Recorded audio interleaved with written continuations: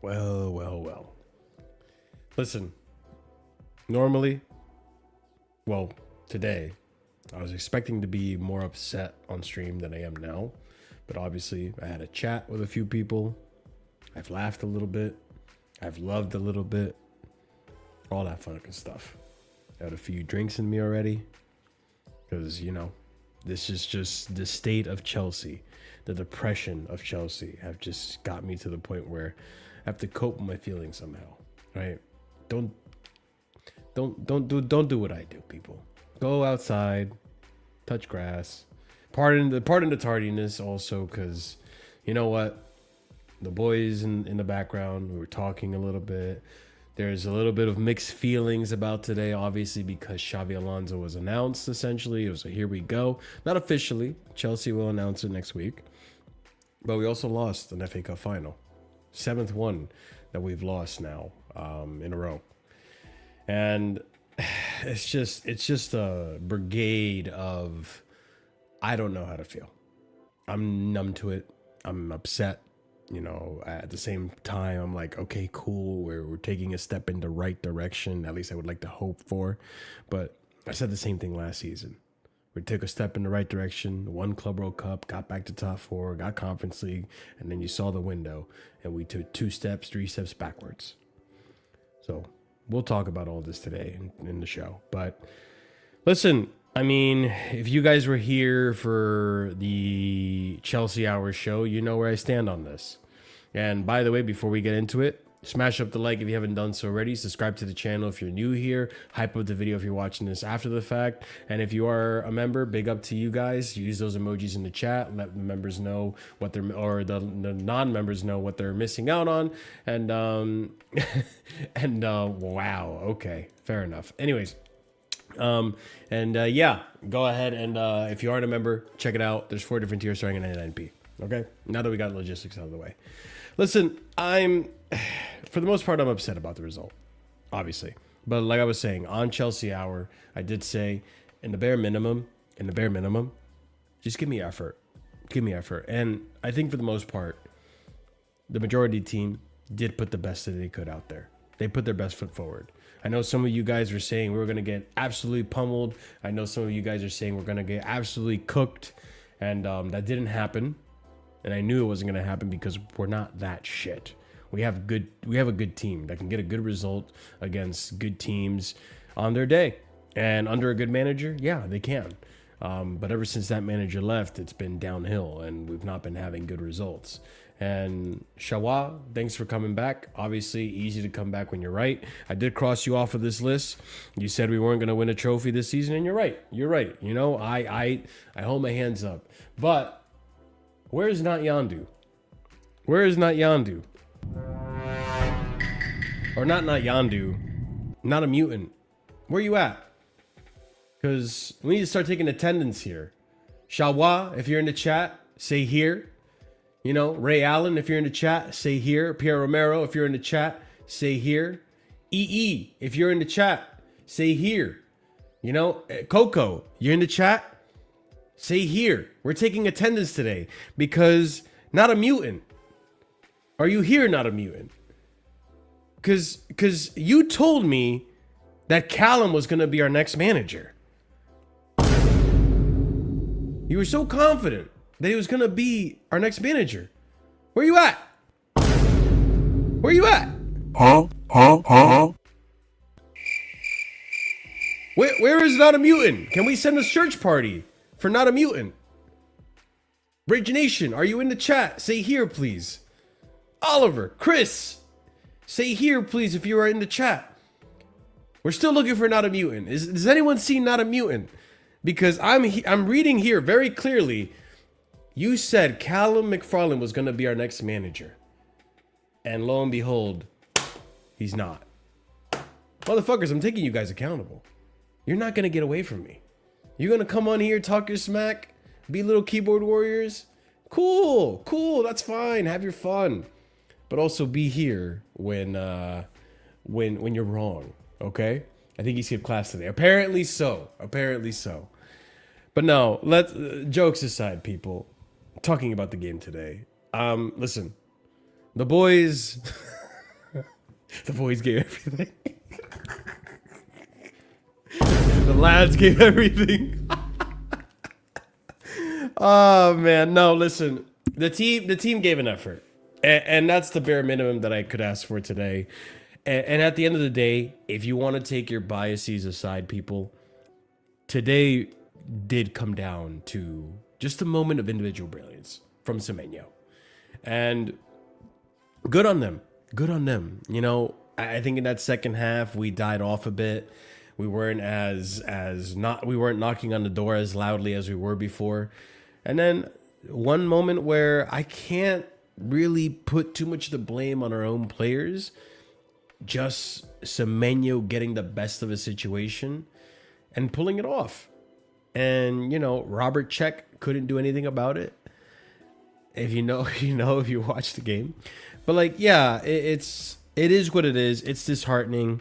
You know, we did have some opportunities in there. Enzo, when right after that goal, like a minute later, you know, tries to get a little chip, not even a chip, like a little tiny like loop over the keeper, and it goes over the bar. And yeah, man, it wasn't our day. 7th loss in Wembley.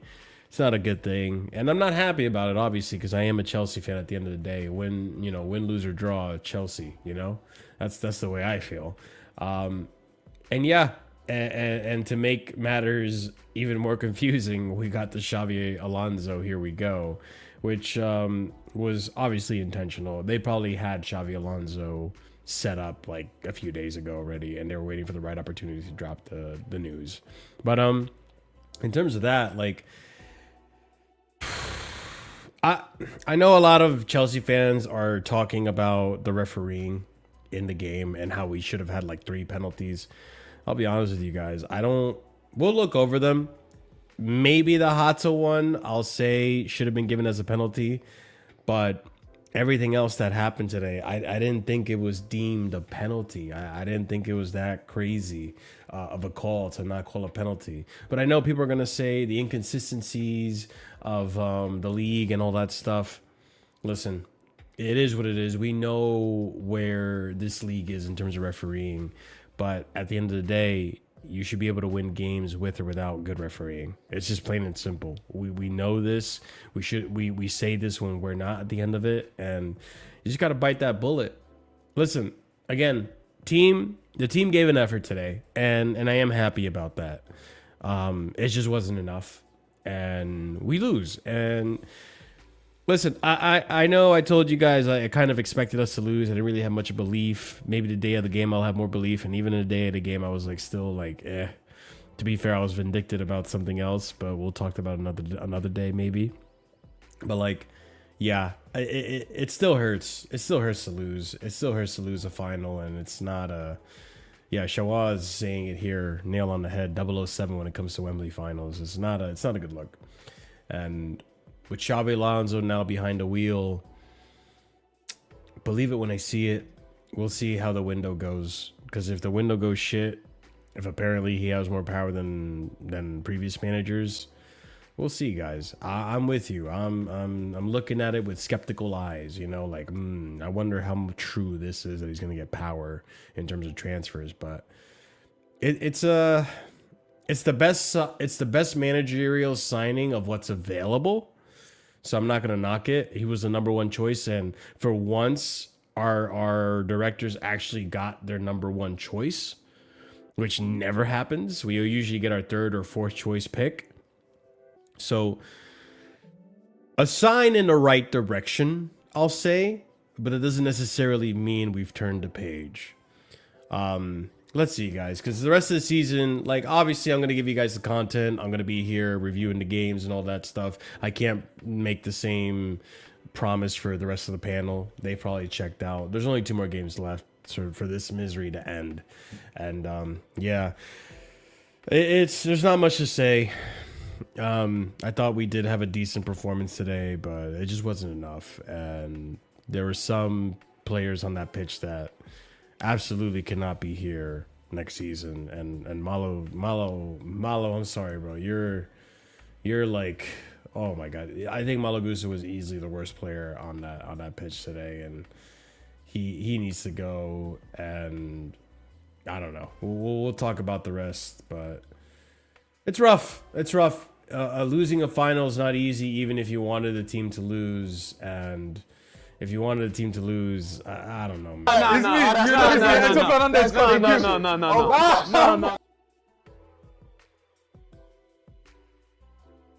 No. Let's get the panel on here. Guys, subscribe to the video, smash up the likes, hype up the video, check out the memberships. Big up to every single one of you guys in the panel. I don't know, man. I'm kind of like, I don't know what to say. It's mixed emotions, because I'm happy we got Xabi Alonso. It's basically done. Here we go, announced by Fabrizio. But at the same time, man, I don't know. The just losing the way we did, it's not easy. I know maybe some of us on this panel wanted us to lose for the sake of, you know, getting Blueco out. But yeah, man, I don't know. Whoever wants to go ahead. Let's talk about the game today. And I do have, well, I mean, yeah, just talk about the game. But I do have all the like potential penalty shouts or potential fouls that weren't called that we can go over as well. Interesting. Listen, man, guys, hope you all do. Hope you're having a wonderful day today.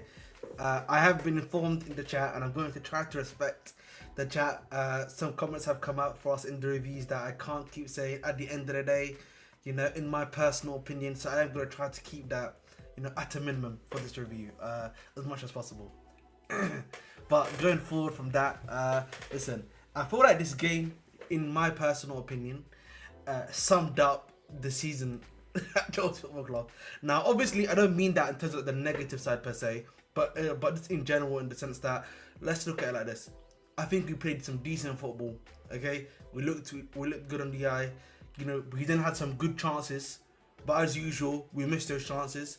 And then guess what happens afterwards? The opposition team scores, and heads go down.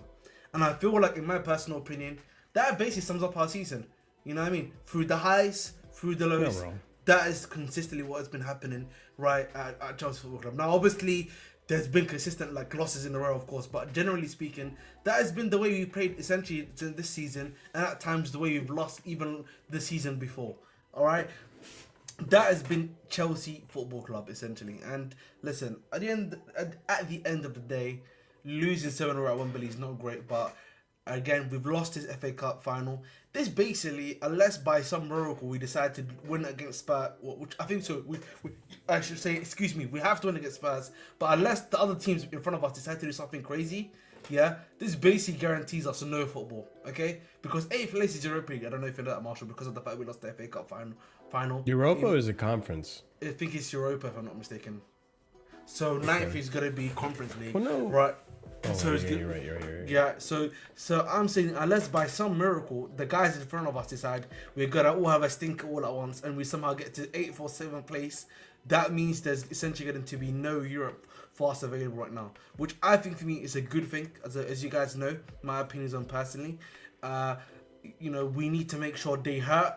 And if with Alonso coming in, you want to make sure that he has a say in the signings, and we are bringing necessary signings into the team, in my personal opinion. But that is all that it is. So listen, unfortunate loss in the FA Cup final. It was unfortunately expected, but in my opinion, it was a necessary need. You guys agree with what Ahmed's saying? No, because like, one, it's a trophy to go off in a terrible season. Two, I know it's like Europa League or something, but like you can get in Champions League through that spot. Maybe we might not need it, since who we just signed as a manager, he might get us top 4, and I think he would. But like, I don't know. Ending the season with a terrible season with a trophy, I still have. I don't care if you get in European spot, as long as it's not Conference League, of course, because Conference League I do not want to enter in again. But Europa League, it's somewhat respectable, I guess. But no, I don't agree with that. Yeah, I just want to ask a question to Real Chris. I think that's your name, correct? No, it's not. Such a fraud. What? So Real Chris, I just want to get your opinion. Just on the your opinion on Cole I was Palmer. thinking he's taking an anonymous call. I just want to know. Can I get your opinion on Mr. Cole Palmer, please, just specifically? I know you. Listen, I know you've been. I know you. Listen, I know I've got a lot of swords. Interesting way to carry your trophy there. Got no pockets, so put it there. Chris, don't answer that question. Chris, Chris, don't answer that question. Can Ahmed talk about Gusto and his crossing? Can Ahmed talk about there's even better. There's even better. All right, listen. No. You did. Gusto's like being the dead horse. I got listen, I've said that already. Okay, go ahead, Chris. You know what, Chris? You know what? You say like thoughts on Cole Palmer. Thoughts on your boy, delapsed season. This season. As I've said before, here we go. Proceed, Chris. That's a great question. Let's go No. Listen. This is a great question. Casually civil. As I said, Marshall can roll the tape on Casually. Is it a civil war if one person's wrong? No, we don't need to. We don't even need to, because if you go on to Casually FC, Marshall already unachieved that Real Chris himself was a part of. I called myself a scumbag, an idiot, and a twat for believing in that. So, Chris, unfortunately, that don't work, bro. I'll answer the Cole Palmer one. He wasn't ghosting that attack. He wasn't ghosting that attack. The only thing Cole Palmer I felt like you see, this is the issue, though. I'm hearing about ghosts. Can we talk about how bad it was? Why do we need to use the term ghost? Ghost is given... That's all I'm saying. He didn't really do a whole lot wrong. He just felt like he didn't get involved at all. That's how I felt. I think it's time we start calling him. I think it's time we start calling him Minerals Palmer, because literally he's doing the mount now. He's doing the mount now where he does nothing in attack, but he just runs around and tracks back and this and that. No impact on the ball whatsoever. But most time it's not even that. He's just trying to like do a through ball or something, or score, shoot, or whatever. What are you defending? What? I mean, all I saw him doing today was defending and passing the ball sideways to Gusto. Yeah, that was basically it. Do you think, Marshall, that he'd be a good replacement for Lavia? I know Lavia's been obviously injured a lot. You're such a defensive role. I see what you're doing there. Defensive work rate, running around. I think low key, man. I'm thinking low key CD and Palmer. That's what I'm thinking. Now look what you've done now. Yeah, CD and Palmer, man. I'm here. To be fair, he defended better than Gusto. That's what I'm saying. Right. We got KG here to keep you you know what he is? accountable. No, I'll be honest. I think I figured with Palmer, you know what he is? He's an odds against us gimmick guy. You know what I'm saying? So Club World Cup, the odds are against us. You know what I'm saying? When there's no pressure on the team because the better team's supposed to show up, he shows up, right? England, for example, great team overall, but the general agenda is these men don't win trophies, right? In terms of international stage. So he can do the gimmick again, right? When it's the big, besides Arsenal, because apparently Arsenal's his fucking kryptonite. He avoids that shit like the plague. Besides that, even today, right? We're saying, oh, he played better today because he looked more active. Not to his best, not even close to his best, but he looked active. Why? Because it's another big game gimmick. It's a cup final gimmick. Even if you think about it, Real Betis, right? I think, and it's not just Palmer. This is the team as a whole. We love the underdog gimmick. When we were 1-1, right? When we were not the underdog with Real Betis, we were shit. When they were beating us, we're like, oh, we got to step up because now we're the underdogs. This is the underdog gimmick. And then we fucking come back and win 4-1, right? You know what it is, CP? No, finish what you're saying. Sorry. Yeah, no, I'm saying this is what we are. Like Liverpool again, last season when they won the league, right? Underdog gimmick. This season when we beat them in the beginning of the season because they won their first 7 games and they had Isaac and Ekatike, right? Underdog gimmick again for us. And we beat them last minute.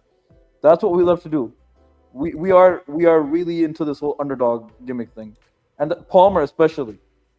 The thing with me and Palmer, and listen, chat, you might roast me for this take, even the panel. Like, you guys might think I'm too harsh about it, but this season, I feel that this season more than last season, I feel like when things aren't going your way within 25 to 30 minutes, when you're feeling like, oh man, I'm not having a really good game, because you could tell as a player, like within the first few minutes, like, oh shit, it's gonna be one of those games today, right?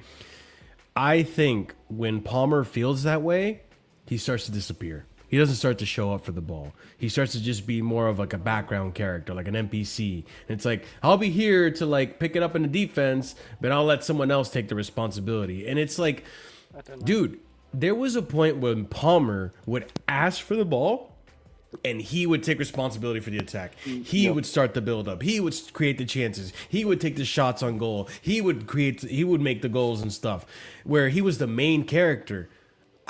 He's a 10 in this system and he doesn't feel like the main character. Explain that to me. Because Chris, you know what it is, with Chris? that one, because there was games where he's playing poorly and he's still looking for that ball to do a through ball or whatever, or take a shot. What game, Chris? What game can you think of? Okay, you guys didn't rate like Cole Palmer at Liverpool game, for example, and he was still doing those through balls and everything, get involved in play. The one 2 weeks ago? He wasn't a ghost. He wasn't a ghost in that game. He just wasn't that great. The one 2 weeks ago or the one beginning of the season? Which No. If you used to 2 weeks in. Yeah. I'm going recent for you.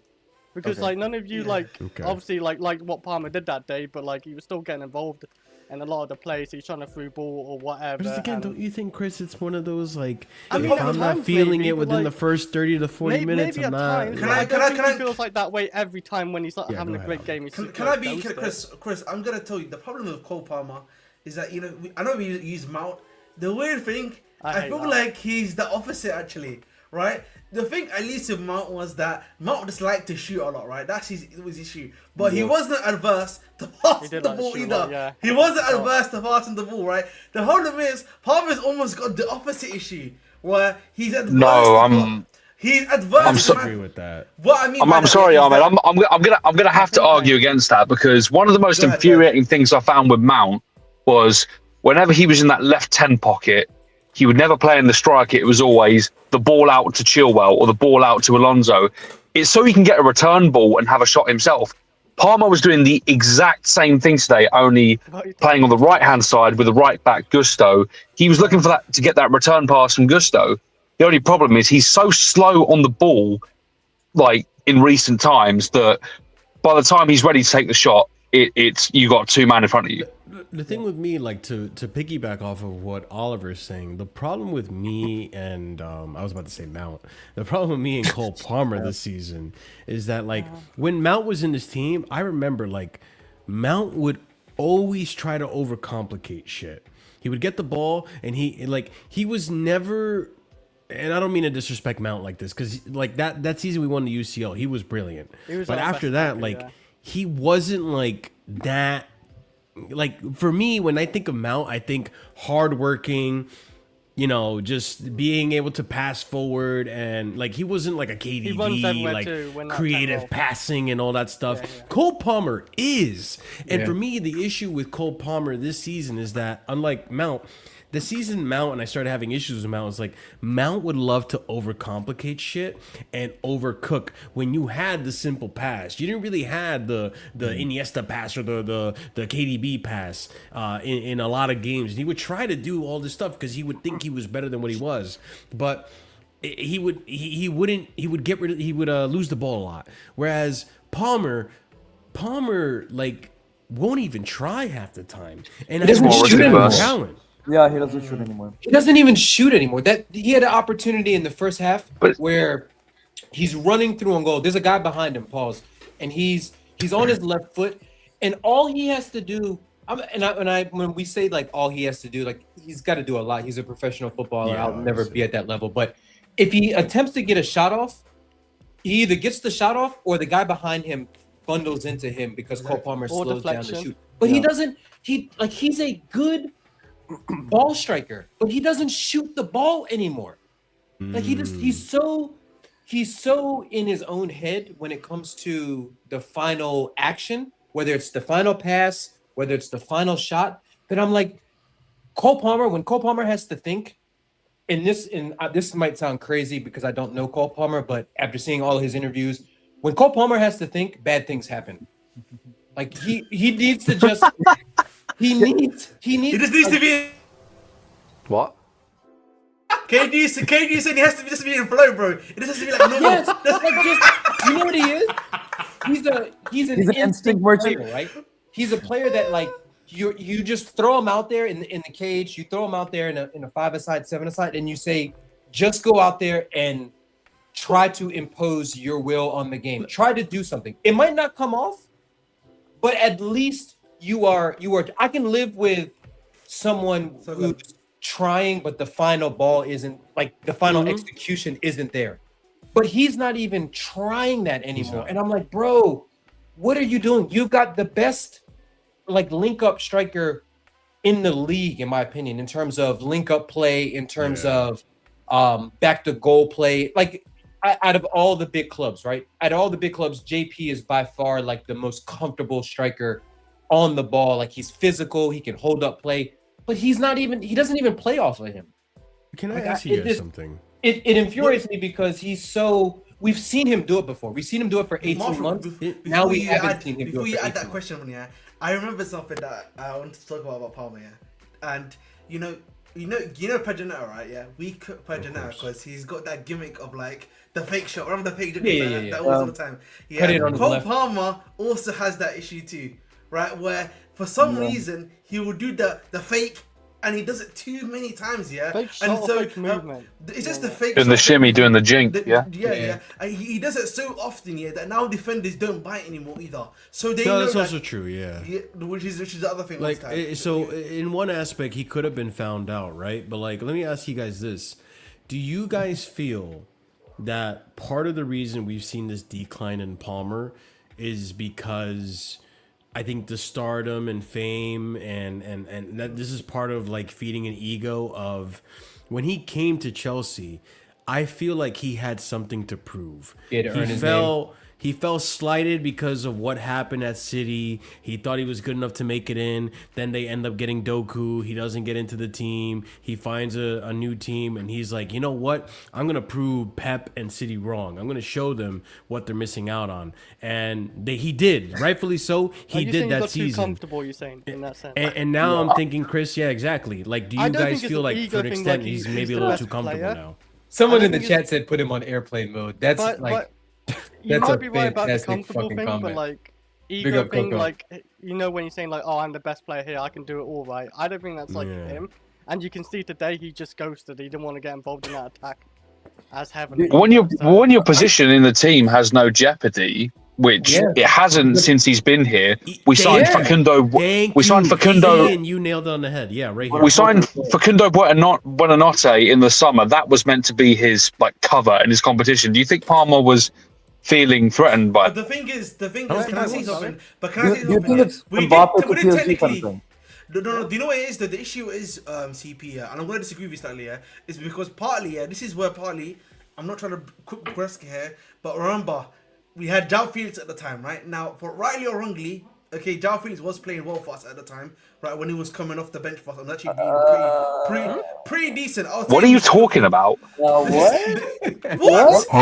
Are we reading One game against Wolves, came off the bench and scored. What? No, he actually was. Other than that, it was Conference League hoops. What?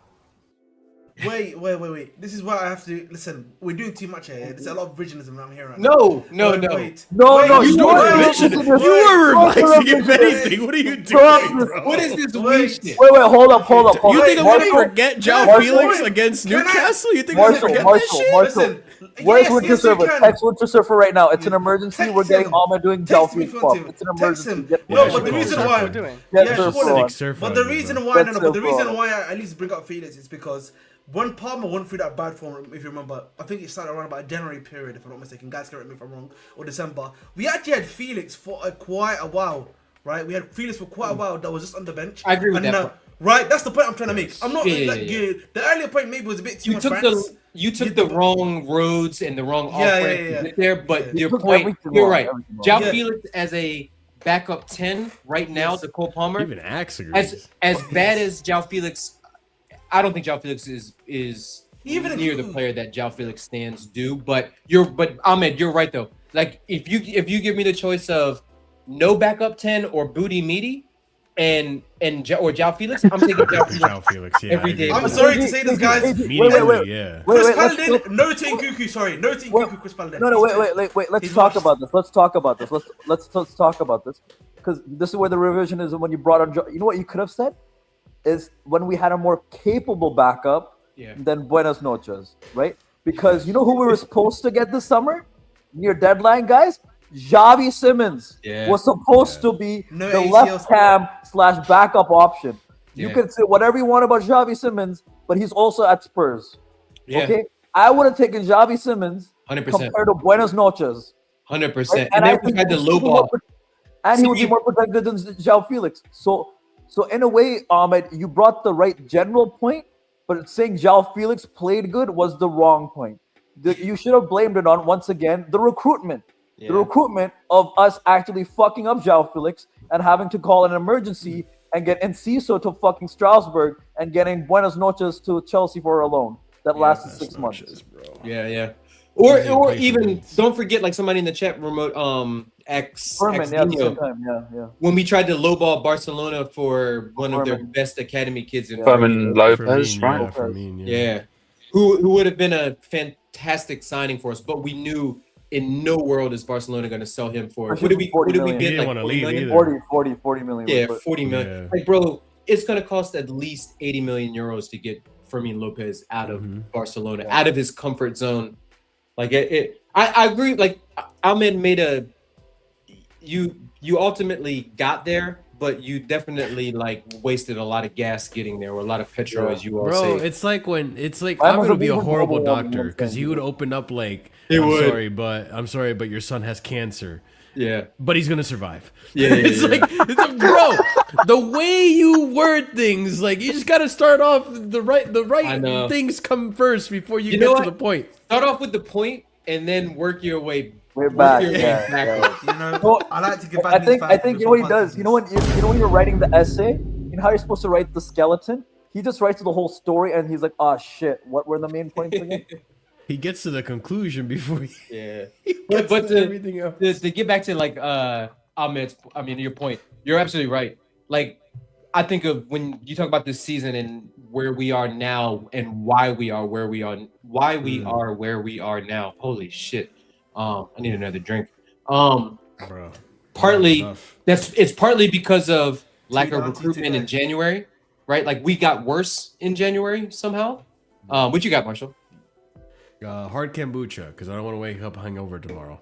I like a kombucha. 7%. This is like my fourth one, bro. But I like kombucha. I've been coping with the sadness all day, bro. I was so upset after that final. I know. I like kombucha too much to drink it at like with the alcohol one, because if I get but no, it's delicious though. Yeah, go ahead. Fuck, I don't even remember. I'm derailed now. Ahmed, bring us back to the reality. It was Xavi about Simons, the 10, the backup. Like a capable backup for Palmer when Palmer has these dry spells on having a capable backup. Because you know who our backup is. Our backup ends up being Enzo as the 10, and I'm not the biggest Enzo fan, but I don't want to sell him, and I do like Enzo as a player. I just think you need to have the right balance around him, but I don't want him as a 10. Like he's not, to me, he's never ever going to be a 10 because he can pick a pass he's got a decent eye for goal, but he's not like when I think of a 10, I'm thinking of like somebody that can get the ball on the half turn, somebody that can beat one man with like a little drop of the shoulder, and then do a decisive action shot, pass, and stuff like that. But I'm just like, yo, the squad balance is so off. It's so off. And I thought we played. Oh, sorry. No, I was gonna say I thought we played defensively today. I thought we played really well. Like City, like Doku was. It was a moment of brilliance. I can't get mad about that, KG. Yeah. Doku was shut down. Like, what's crazy about Cole Palmer is Cole Palmer defensively is better. Like, he hustles, he tracks back, he closes down, he doesn't go asleep. Like, he's locked in defensively. Like, he did there's a couple of challenges where like he fucked. And when he got megged by Doku that one time. Yeah, but you know what? But he's a 10, so like I'm not expecting him to tackle like Maldini. You know what I mean? So like I want him to put that challenge in, and he does that. So he doesn't shy away from his defensive responsibilities. But I thought defensively we were really good today. I'll be honest with you guys, like as much as the Xabi Alonso news like kind of glazed over the result, I was pissed off. Like I thought we got fucking robbed. Like really? I thought those were two stone cold penalties. Let's look over it. Which occasion do you want to look over first? I think we should look at the first one. The first one. The first one. All right, because you know what? Also, there was an account that found a receipt of all of our finals, and because honestly, you could look at all of our finals, and it's like, okay, you know what? This is also controversial. There's a lot of controversial calls in all of our finals. All of them. Like if you remember last season when Jack Grealish jumped and it hit his hand and it was not called for a handball. Like I forgot about that completely. The bullshit offsides in the Tuchel years. You remember Lukaku's offside in the final? The Ayoze Perez. There's a comp. I'll play the comp later. But the Leicester handball. The fucking Kovacic getting sent off when Jaka stepped on him. Stamping the ground. There's a common denominator between all of our cup finals. There's a common denominator, but I'll get onto that in a minute. But here's the thing. Okay, so this angle looks like he hits with his knee first. On first view, I thought it was completely clean tackle, right? Or shoulder check. But then upon second one, before the shoulder even makes contact, the leg is in front. That's what I was saying. That's why I thought it was a pen. Yeah, and that was a good call, CP. He doesn't even try to play the ball. Like anywhere else on the pitch. Matter of fact, Marshall, Caicedo got booked in the second half for doing the exact same thing. To Semenyo, right? Yeah, on Semenyo. And everybody lost their shit because they're like, yo, that's this. All we want is consistency. Like, don't and if you make a bad call, don't all of a sudden get the next call right. But it points back to just being consistent in the interpretation of it. It's a fucking it's a penalty. Like it's not even shoulder to shoulder. Kusanov puts his shoulder into João Pedro's chest.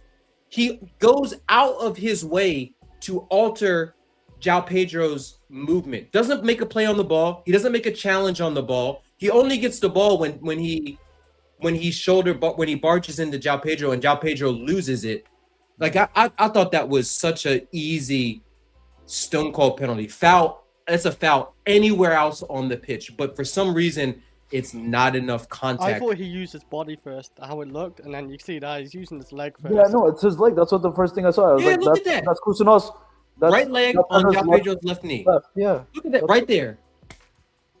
A lot of times and I know everything in slow mo looks like more egregious, but I thought in real time, 100%. I thought in real time it was a foul. I thought slowed down it was a foul. I thought in a still image it was a penalty. Yeah, Coco's spitting facts, man. I thought he should have been sent off, not with any like dangerous challenges, but just accumulation of shitty challenges. Yeah. Mm-hmm.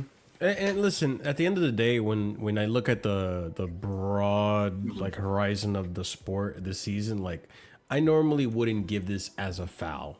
But because of the precedent that has been set by the league this season, brother, if you're being consistent, then this is a foul. Do you guys remember the Lap last season? The Lap got a foul for something very similar to this. Yeah. When he was playing against us. Bro, that's Chelsea right there. If that's Fofana, if that's Tosin, that's 100% a penalty on Holland. I mean, Holland probably might be stay on his feet, but most guys go down in that situation. We have a dual issue here. Yeah, part of the issue obviously is that Kusanov is only this season that he's pretty kind of like regular football for City, and so like from a refereeing standpoint, right? There's not enough of a reputation there where they can say, you know, Kusanov has done. He's got a known history, or like we've seen this guy do this a few times, and where we can give him the benefit of the doubt, right? Where we're like, where we can say this guy's basically doing that on purpose. Does that make sense, guys? Because with a lot of plays, that's basically what a lot of the referees also look at. The other problem is with João Pedro. João Pedro is also someone, and notoriously also falls on the floor too. Does that make as well? And you know what? That I think that was a big part of the issue in today's and so game. It cancels a out lot of these that players sort were of, falling on the floor very easily, very easily. But you can't win penalties without falling on the floor. We know what these referees are like. Yeah, because if you're honest and you stay on your feet, they will not blow the whistle. Yo, 100%. Because we've had that with João Pedro this season, where sometimes we're like, because sometimes he'll get the ball, almost lose it. We're like, oh, there should be a penalty if he went down, but he tries to go after the ball at the edge of the box, and we're like, he should have fallen. So either he's gonna get scrutinized for flopping in a sense, for falling too quickly, or we're crucifying him as fans for not falling because he's trying to hit the ball. I want to be honest with you, like as shitty as it sounds, I want all of our players to just go down. Pause. Like just flop. Like there's no João Pedro today. Yeah, the risk isn't as severe as the reward. The risk is what a yellow, but the reward is a penalty and probably a yellow on the defender. So it's like just as much as I hate it, because I hate the modern game in terms of players not staying on their feet and all that stuff. You have to put that decision, and you just have to put it out there for the referee and say, you know what, I'm gonna make them make the decision. But I thought that was you see, the unfortunate truth is that we have a lot of players in this team that are so technically challenged. I'll put it that way. They can't even reach the box. Yeah. No, it's man. Dude, like I think the Hato one was even worse from him. Like it was almost like the Hato one. Yeah, he pushed. It's a push. There's an extension of the arm. It's a push. I feel like the Hato one was definitely worse. I genuinely am questioning if I know football anymore in terms of rules this season. Honest to God, because the shit with Arsenal and Raya and some other rulings and the things with us, I'm just like, I guess I just don't understand this game anymore. Yeah, like nobody knows what a handball is, CP. Like referees don't even understand. Like because one season, if it fucking brushes your hand and it's almost beside your arm, it's a pen. Yeah. And the next season, it can be up in the air, halfway, and you're like, oh, it's. Even though we say it's unnatural, oh, what else can you do? Then what the fuck am I doing? And don't get me wrong, the handball penalty shout that we had today, I thought was one. Oh no, that wasn't. I'm not saying that, but I'm saying same. Yeah. I just don't understand football rules anymore. I just don't understand. Do you know what it is, CP? The thing that before you go, Ahmed, the thing that blows my mind about this too, Hato genuinely has no reason to throw himself. No, because he got ahead of Kusanov. I thought he was gonna go for goal. So then when he trips, I'm like, what the fuck? He must have gotten fouled. Why would you trip when you beat the defender already? Right. And yeah, man. Go ahead. I think the issue in general with the EPL this season, and it's been an issue just in general, is how much physicality do we want in the game? That is just fundamentally it comes down to, right? Because like if you were in like 2020, for example, guys, everyone's complaining, oh, we can't be physical enough in the game. Now it's 2026 and everyone's saying the game's getting too physical, everything's getting too physical. And so if you're the EPL, you have to find a balance of which essentially where you have to say this is the acceptable level of like physicality that we can allow. Now, whether that be in the box, whether that be in the penalty, that's what needs to be found, right? There has to be a middle ground that has to be found there in my personal opinion. The problem is the contact on the foot. Look at that shit, and it's from the behind. Like what? You can see. Look at his foot. Watch Kusanov's arm. Watch Kusanov's arm. Sorry. Play it forward. The tip of the toe. Look at how Hato's foot all of a sudden changes direction. No, but just keep playing. Look, watch the arm extend. Watch the arm extend on Kusanov. That's a push. Yes. Yeah. Trips him and pushes him from behind. Ahmed, I look at the people's reactions. I agree and disagree in the sense of Yes, they do have to find a happy medium, but the problem is that the Oh my God, EPL, or sorry, the FA is changing the rules on what constitutes as what every season. I think the refs are even confused because once again, if it goes to the refs, this whole anything by referees for any game is going to be subjective, correct? Exactly. Yes. To a certain point, right? And if you change the rules year by year, that subjectivity is going to change a billion times that year, depending on the ref too, right? If they want to have a plan, I think keep it for at least 2 seasons, so we as fans know what the fuck is going on, and the refs after the first season can settle in the second season to know what the rule is. But if you're changing rules on handballs season by season, what constitutes as a foul in the box season by season, in terms of grabbing the goalkeeper and whatnot, then even the refs are going to be like, everyone has subjectivity, even they're going to be confused, right? And we're going to be confused depending on who the ref is. Facts. So I'm saying change the rules. If you want to try a rule, try it for 2 seasons. So at least you can bet it in for the first season. I agree with that. True. You know what's going to happen? And then the next season, you can play it out. And if it works, great. If it doesn't, we can have another 2-year span. Like, you know what's gonna happen, CP? You know what's gonna happen, guys, next season? Because I was saying this to an American Waffle. Yeah, what's gonna happen? Yeah, is that in the summer, for example, they're gonna do some weird thing now where there can't be any physicality at all in essentially inside the penalty box, and that's basically gonna increase the number of penalties, right? Oh, and whatever's gonna happen also on the pitch now in regards to some level of physicality, it's gonna be reduced further. So like, if you do something weird, we're just gonna call it as a foul straight away, and so. A lot of the ability to be physical is now going to be severely reduced now, right? And then people people are going to start complaining about it, but it has to be done, in my personal opinion. I think on some level we have to admit the fouling, the stuff in the box needs to stop, and we need to make sure it's a permanent thing, as CP said, which I'm about to. Going to add to the CP thing for only on the set plays though. Like I think. That's where the problem is. I think in open play, it's different. It's a different thing. Because here's the thing. If we're gonna be more harsh on physicality, right? Then the way I'm gonna view what players we need to get next season is also gonna be different, in a sense, right? Because even for Arsenal, let's say they win this league, maybe next season, because they're the more physical team and they got goals through fouling the goalkeeper this season, and they can't do that next season, they're not going to win the league, right? And they'll have to strategize. So even if I'm a sporting director, and I know our sporting director is shit, I'm just saying as a general consensus, it feels like I have to cater my transfer strategy based on what the FA's rules are going to be for that season. And I won't know the rules until almost June or July.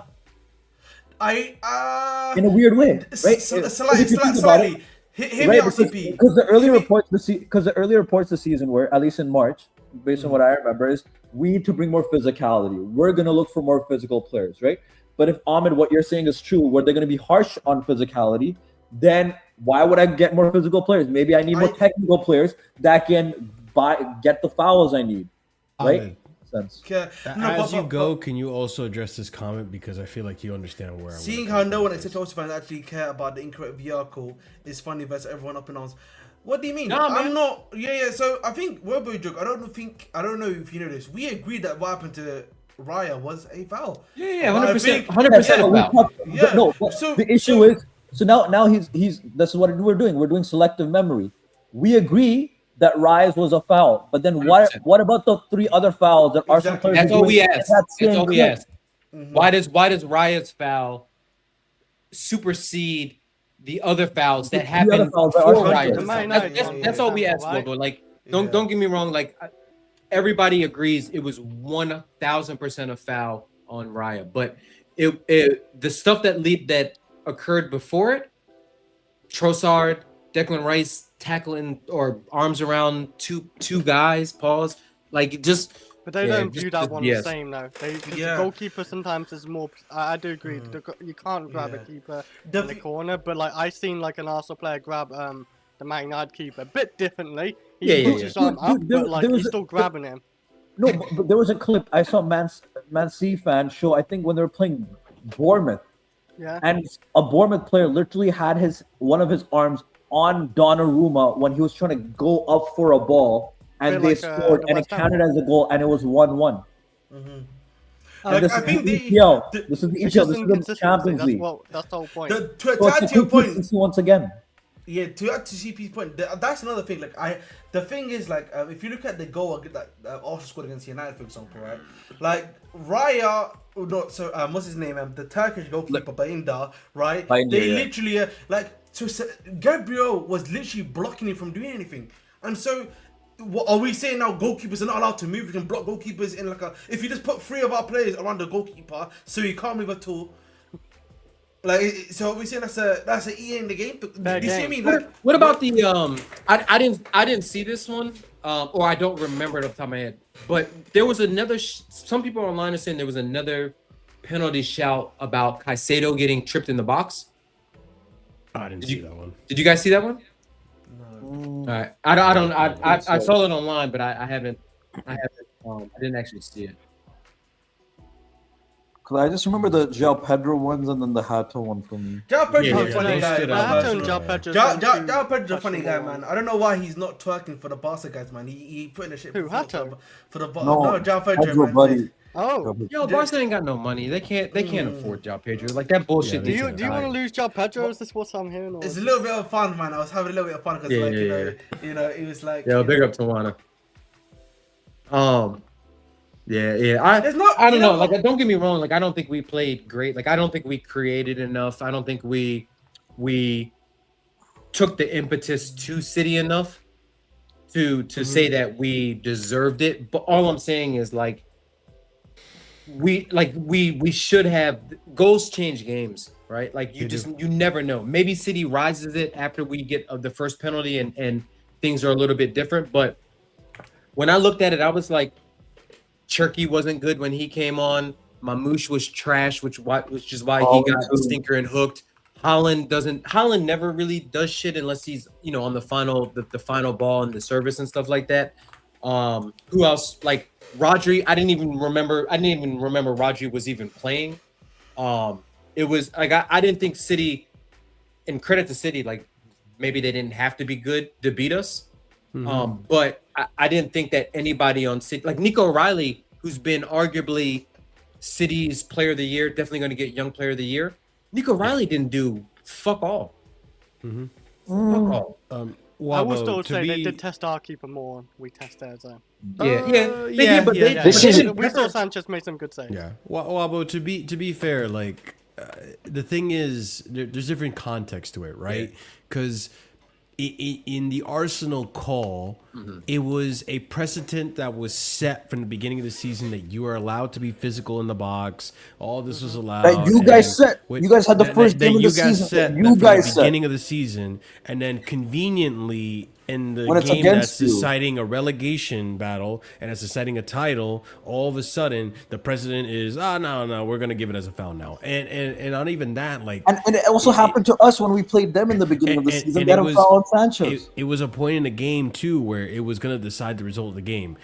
In this instance, the pressure is not as big because there's still so much of the game to go. Like it wasn't gonna tilt the game left or right. Like it could have gone for us, and even KG just said it. We still could have gotten pumped 2 more or 3 more afterwards. There's plenty of time in the game to have like suppress the damage of it. And on top of it too, like again, we're still calling out the inconsistencies, right? Because we've seen fouls like that called as a penalty in previous games, multiple games. Last season, Chelsea, Delap, Ipswich, it was called as a foul. It was called, and it was like it was Jurgensen, right? It was Jurgensen who didn't even touch Delap, and he dived pretty much. And it was called as a penalty, and we lost that game as a result of that call. It was stuff like that. Like, you have VAR. We're as fans watching it. I'm literally looking at Hato getting a little bit of contact from Kusanov, and then on top of that, after the initial foot contact, the push, and on top of that, then the back leg gets contact. Like, how much contact do you need for this to be a penalty? Seriously. Yeah, that was a fantastic run by Hato too. Like when he bounced forward. I almost would rather, or not almost, but I'd rather have him at left wing back. But then Cucurella has shown that he can crash the box and he's good. He gets headers. But yeah, that run, I was like, yo, Hato was on a mad run. Look, the two good signings I can say from the sporting directors this season is João Pedro, and Hato has really the second half. Obviously, we can say game time because he didn't get game time with Maresca. Is really showing himself right now. Something could be special for us. Yeah, no, that's the thing, officials. man. Yeah, Like, this is the bro. thing that Like, annoys me. I And don't. I'd lose my shit. Like I'm when I played sports, basketball, American football, I'm super emotional. Like I'm bro. Go ahead. Wabo just hit the nail on the head. I was about to tell you guys. Yeah, I it's the don't same know if you guy. knew this. It's the same guy. You know who was in VAR? Yeah. Today? Yeah. It's referee.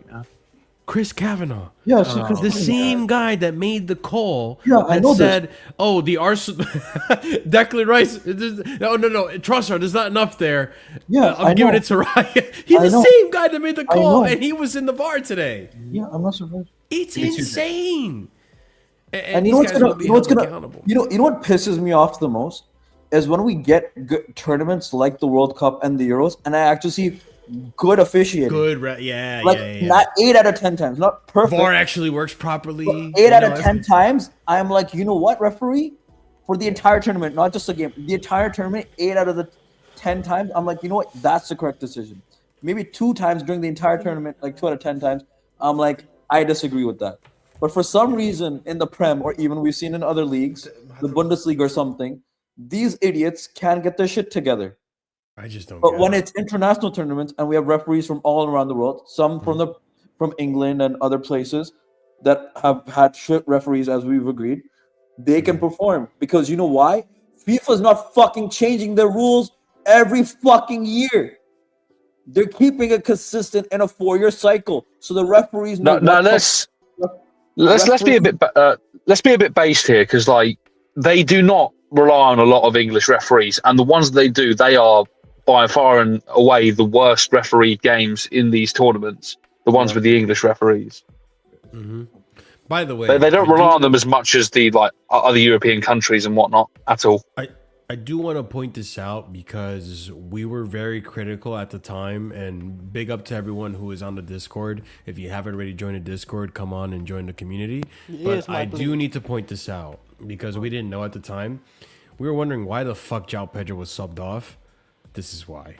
I think he got injured. He looked hurt, might be right? out for the rest of the I season. remember like him coming off. He looked Right hurt. there, Is this Chris. what it was? Yeah. He did one of you. He pulled a He U. did it. What? He didn't do an ACL, Don't did say he? that. I need him healthy for the World Cup. I need him healthy for the World Cup. He hurt his No way. knee. He hurt his knee. Yeah, He I know, but like hyperextended the it, right, way and just normally an died. ACL works is when your knee bends backwards. Like Yeah. Look at the left knee. Look at the left knee.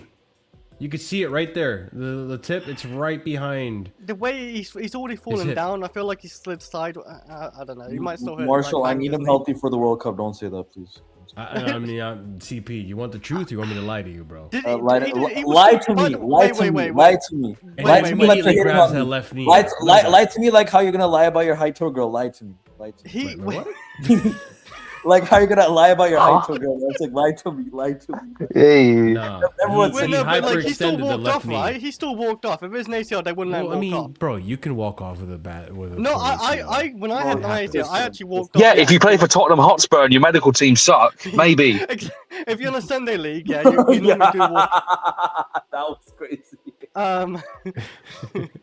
No, I don't think he's done this ACL. I really like the way he's positioning. Like He might normally not it's like have, when but you he did stand- get hurt. It's when you're like standing up and your knee just clicks backwards, and then you're like, oh shit, collapse and die on the floor. Yeah. That's how okay. I view it, because I've seen so many ACL injuries and being No, through there one have salary been as well. plenty of ACL injuries where I've seen people walk off and. No, and still be yeah. fine. I like if Because like, you know all what of it a is, sec- like depending on how bad it is, like you can walk or you just feel like something's not there, something's not right. he got with off the way straight you're away, walking. right? You're not. I don't think you get. No, off no, straight look away. at him. He's holding his knee right here. Yeah, right there. I feel like he, at worst, he sprained it or. He didn't get helped off. He walked off Yeah, on he his own. got stretchered off. Yeah. he Because got stretchered. no, I mean like trust me, Marshall, even if helped you're like with his ACL, arms over you someone need- else's yeah, shoulder. You need someone to lift you up, Tanya. Like. Do you remember when Not Chilwell always. got hurt? He had Not two always. people like basically helping him off the pitch. You Chilwell. have to Yeah. like you have Depends to. on the severity of the tear, Chris. But You can't put weight on it. Yeah, he It's definitely. impossible. Did he I tear remember his I shit? tried. I don't know if he did. I'm just saying, like, you can walk off with an ACL injury. It's Don't not be worried. unheard of. I will say, don't be worried. I don't think it's an ACL. I wouldn't. No, be no, worried no. about that. I think it's But he like did a do something with his thigh, knee. like a muscle strain. Like, you look at him. He's Yeah, he holding hurt that himself. left knee. Yeah, he hurt. He also, I think he he also just needed got- to change his fucking studs because he was slipping all over the place today. Is that João Pedro? Yeah, it's João Yeah. Pedro. Right there, he did something with his knee. Well, on the street is that they're about to place him with Neymar, so I don't think that's going to be the case. I think. Yeah, I think was gonna say he looked like a doubt for the provisional squad. Yeah. I don't think that's Anyway. true, though, man. Because No, I think days they were before just trying out different players. Because days before that, they were saying it was between Neymar and Andre Santos, and then now it was Neymar and João Pedro. I'm like, yo, how does that work? Yeah, I know. Please, Neymar over Andre Santos, please. Like, are you really going to take Igor Thiago over João Pedro? Like, what are we doing? Way, Like, bro. No way, unless you're a GNA merchant. You know what I mean? yeah. Not even. Because every time I watch Italian. Igor Thiago, he's just blowing chances He's left and cheeks. right. Yeah, his cheeks, I don't bro, think he's on TV, that guy is a walking stinker. Mm-hmm. Yeah, no doubt. But yeah, so 3 p.m. in case King. people were- In case, Yeah. in case people were wondering why the hell João Pedro got subbed, because I was saying the same thing. Like, we need a goal. Why are you taking off João Pedro Yo, for Delap? also, common sense or not is Delap, making- it was someone else. Garnacho. Common yeah, sense Garnacho. is making the right point. Why the fuck is Martinelli the guaranteed spot? Yeah. Like I knew That- Reece James probably wasn't fit to play 90. So when he went off, I was like, okay, that's Yeah, fine. I had a feeling. Yeah, By the way, what was did anybody know what happened with Lavia? Nope. he was on there, wasn't he? No, he didn't make the bench. No, he wasn't even on the Oh, bench. he didn't make the bench. I didn't even know that shit. Yeah, that's why we're like wondering. Yeah. Yeah. I mean, with him, he did what Lavia does. He returns for Liverpool and he goes away. yeah, and that's why everybody was scared of her. I was like, yo, did he not make the bench because he was? I saw the funniest quote, by the way. Like they were doing, like, you know, in the build up to the game, like they'd done interviews with players, and the someone Lavia asked one? Lavia what. Someone asked Lavia like, what advice did Pep give you? And Lavia dead ass said to go unnoticed. The irony, man. Does he not know? You've been going unnoticed for 3 years now. Yeah, I don't see him. I see Shim.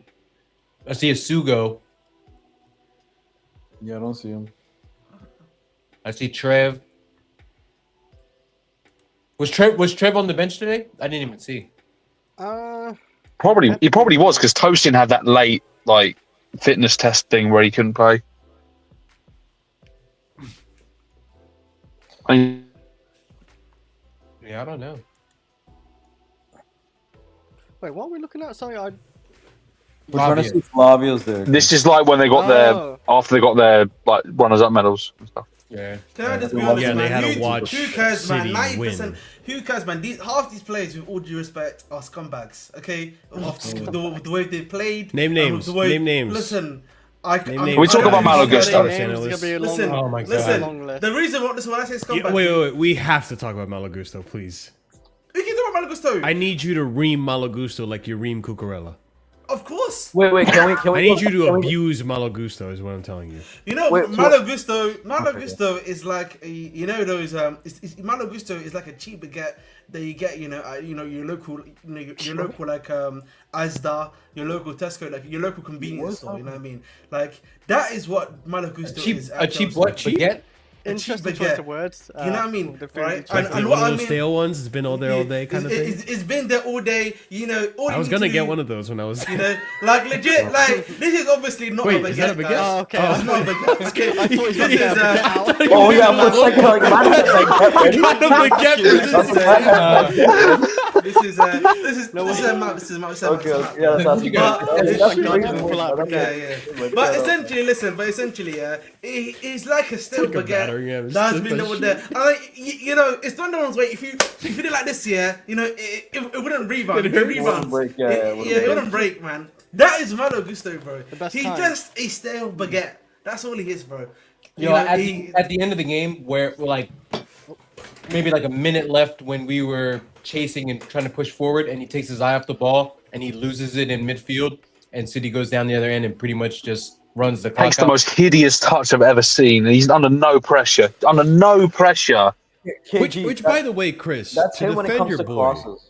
to defend your boy, I'm not trying to defend him, CP, but like to Are you saying defend your Gusto's boy. my boy? No. Cole Palmer. Oh, Listen, I I like you can defended ream Bella. Cole Palmer for this game all I want, but at the end of the day, to give him the benefit of the doubt, just the benefit of the doubt, people. I'm not trying to defend Cole Palmer's performance, right? When you have to play with Malo Gusto and he keeps mistiming passes, short passes, bad touches, it's very difficult to also get involved with the game. I'm sorry. Like, it's a bit also hard very to true. deal with. When you have a bad partner doing the overlaps and the underlaps, like, it's so hard to get involved in the game. Like, I do have to give Cole Palmer that. Malo Gusto was not good today at all. Yeah. He was the I thought worst he was player good on that bench. defensively. I thought defensively. But He defensively, he was, I think he was there okay. with Not Cole good. because he was doubling up on Doku, which I that's thought was a why. good strategy, by the Yeah, way. I did Big up too. to Callum for calling that Yeah, out. and Cole was making most of the tackles. I think like Yeah. Gusto reminds me of like a 9-year-old or 10-year-old learning how to play right back. In terms of this, he knows that he's in a position where he needs to cross the ball, right? Like he knows hey, I'm in this position, I should be crossing the ball. He crosses it, but he doesn't have the IQ of knowing what the cross should be. Should it be a low driven? Should it be a lofted? Should it be up in the air this place? Today, He just- today it's- for it's me, just it's just it the was most the passing. random.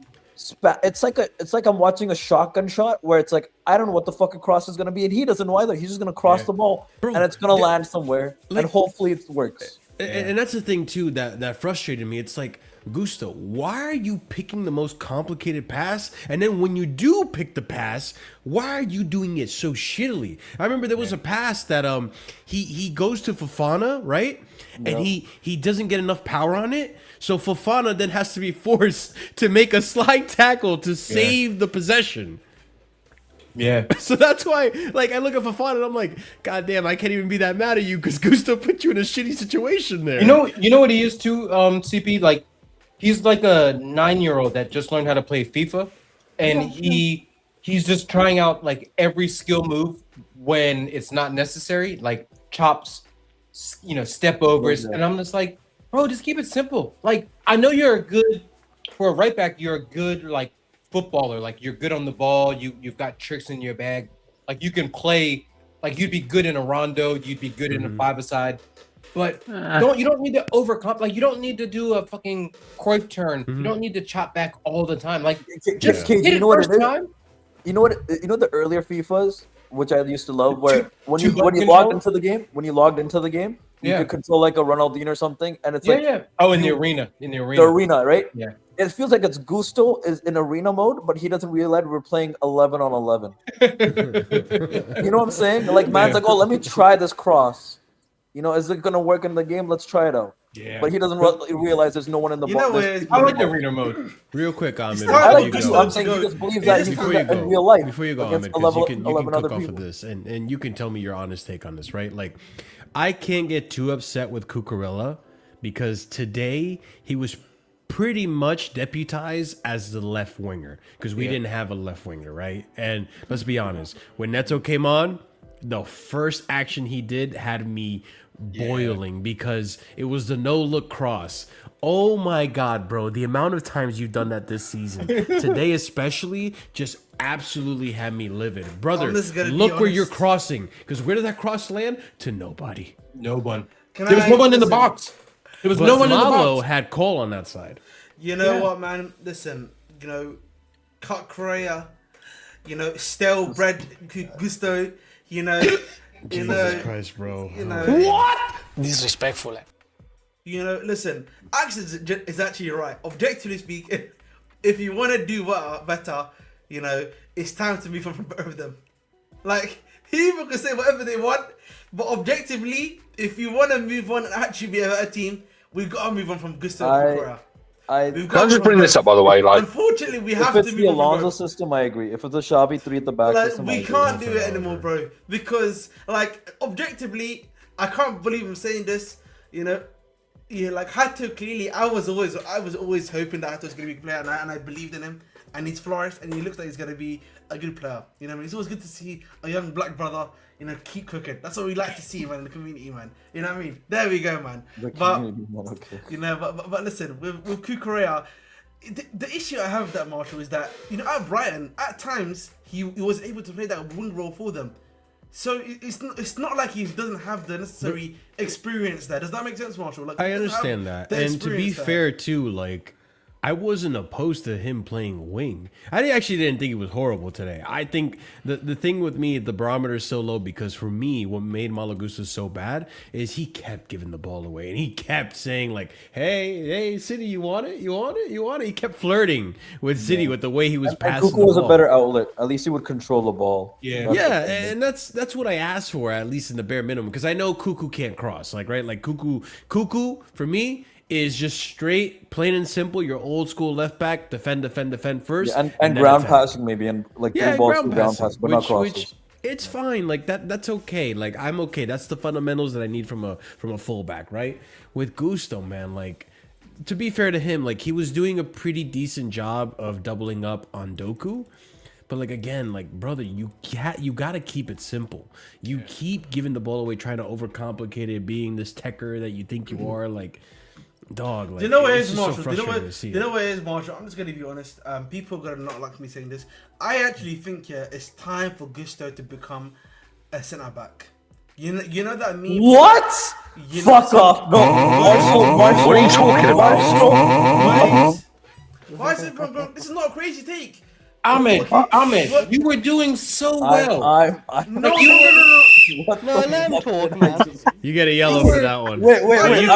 You can finish your point, but you get a yellow for that one, bro. That's the craziest thing I've heard this season. I can't lie. Wait, what? Sorry, continue. Okay, I must be losing my mind. No. What I mean is time to be a centre back. I mean, the reason why I'm saying that is that the only thing he does well is defend 1v1. And to be honest, really doing that? No, did you mean Gorilla or did you really mean Gusto? No, I'm talking about Gusto in general. This is not me. I think everyone's too specifically talking about one game here. Gusto at his best, what was he able to do? He was always able to defend against guys quite well in a 1v1 situation, right? He's very good on the side and stuff like that. I just think, you know, if you're not going to give me anything in the attacking sense, right? There's no point of you just being a fullback by itself at that point. Bro. How about we sell you? How about we? Why be a center back? Why be a center back? No. Why be a center back? Wait. Are you saying I want him to be a center back for Chelsea? I'm not saying you don't want him to be a center back for Chelsea. I'm just saying. Oh, okay. That's what I thought you meant. A statement like, let him be a center back. I'm assuming it's for my club, right? Of course not, bro. He's gone. No, he's gone. No. End the stream. You think he's gonna be sold? No. I want him to be sold personally. Yeah, I know the point you want him to be sold, Ahmed. No, but when you said let him be a center back, I was assuming you were saying for my club. Yeah, I thought you meant for Chelsea. No. As a center back, him? I don't care what he does after this club. Just get him gone. After this club, wow. You know, listen. This is, you know, all I'm saying is certain guys from like other countries, they'll be following players to other countries, you know, and be watching them play stuff like that. Nah, once you leave Chelsea, unless you're a Chelsea legend like then I'll care. A Conte, a Lampard, somebody like Drogba, that. Like, Galatasaray. Yeah, and Drogba when he left. Unless you're on that level, then I will always root for you. But if you're a Gusto and you go to Marseille, I will say, you know what? I don't give a fuck. Like, you can do whatever you want. He's gonna go to a better club Victor Moses. I'm gonna be this. Gusto is one of the winning a league. I didn't care where the fuck he was playing after. Yeah. I don't remember where he went afterwards. Actually, who's that? Moses. Victor Moses, and he won a league for us. Yeah, where did he go? Oh yeah. I don't know. He went on loan to Inter Milan. You know, Victor Moses. That makes sense. Victor Moses is now a Chelsea ambassador. He's back home in Nigeria now because he was actually. I didn't know that. He was in Russia when the situation. He's playing Russia, happened actually. And Burnley were trying to bring him in. People forgot about that, by the way. At least Victor Moses, like the problem, and I know we'll eventually transition into talking about Alonso, but the problem right now with playing 3 at the back and then 2 wingbacks is our wingbacks. They're great at getting, like, they're good, like Cucurella is very intelligent in terms of his runs and his box movement and stuff like that. Like he's not a Spanish like technical type of player with his ball, his feet and stuff like that. But our biggest problem is when we play this system, if we get the ball out wide, all those guys can do is because they can't take their guys 1v1, they just recycle the ball back. So it's like you're providing width, but it's not. It's like false width because they can't Or they beat don't a have man the in. space to stretch with the width, including Cucurella, right? Like he has the intelligence to make the right runs, but if he had pace, Yeah. we would be talking to him like people talk about Nuno Mendes at this point. Because Yeah. the thing with Nuno Mendes is he has the runs, but he has the insane pace that Alfonso Davis, for example, does too, right? It's just Cucu doesn't have that. We can make money off Gusto though, because I guarantee there's managers out there that will see Gusto and be like, 100%. they'll be like, they'll treat him like a hoe and be Mark, like, you know yo, what I can specs make are- Oh, him a he house seems like guy. a teacher's pet. Like every manager seems to rate him for some reason. You know So, what, 'cause fair he's enough. got a good- Wow. he's got a Firstly, good skill why are we set. hating? Why are we hating on a guy that's that respects the manager's tactics? That's a and plays good the manager? good youth, as they would say, a good youth. Okay. That's a good man. You're coming in a little bit, Wes. bro. Look. I've never seen that before, man. Like I've never seen people cooking a guy for just because the manager respects him for the fact that he listens to the manager. At least he doesn't have an attitude, right, Ahmed? Yeah, That's I mean, true. yeah, man. I'll be honest. Yes, I prefer. I'm still trying to. No, hang on, Ahmed. I'm just still trying to figure out how the hell Maresca rated this guy. Like he was terrible all season. Somehow started him in the Conference League final. Okay, hold on. Can I explain this? Because World Cup. First things first, right? Like I need to address something. Ahmed, I find it, even though you did say like people are gonna like this take, I find it hilarious that you always open up like hot take and it's like lukewarm. This is one of those instances where you should have said hot take and you didn't say it, bro. So like, come on, bro. This was actually like a really hot take. But like in terms of like what Oliver was asking, I think and I was watching some video analysis on like, because I'm trying to figure out what Xavi Alonso is going to bring to the table, as well as like versus Raiola. Like I'm trying to study the tactics and all that stuff. So I've been watching the videos. I think one thing that I've seen like an overarching theme is that when it comes to Malo Gusto, what people like, what the managers like about Malo Gusto is that from minute 1 to minute 90, he gives you 100% and he runs. It's the Conor Gallagher situation all over again. So that's why people like the managers really like to play Malo Gusto, because he will run. Like that's one thing I can't discredit from Malo Gusto. Yeah. The guy has stamina for days. He will run as quick as possible. So he's Mason Mount. He does. Yeah, no, that has like he's been reduced to that. Like again, if you guys were here during the Pochettino season, I really liked Malo Gusto, and we were having discussions about Gusto, who's gonna be Malo Gusto, Reece James, Chris was You getting know triggered what? and everything. We were having the discussions. Guys, I don't know if I'm doing. Guys, I don't know if I'm doing revisionism here. By the way, I don't know if I'm doing revisionism, but Gusto in 2023, like I can't lie. I bet the reason we probably rated him is because Azpilicueta at the end was that bad.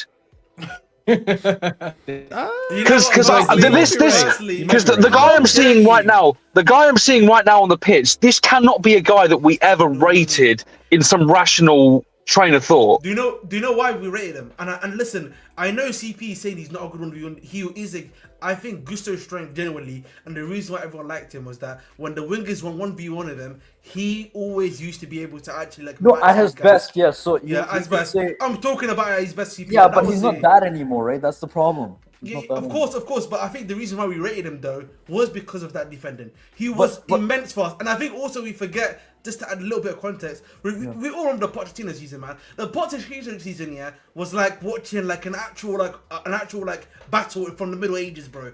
You know, one side going attacking, defending with their fluffing shields, then the other guy goes around, you know what the funny thing was? trying to defend. You know what the funny thing is? Ahmed, if you remember this, Ahmed, because if you remember this, you're also our League One merchant.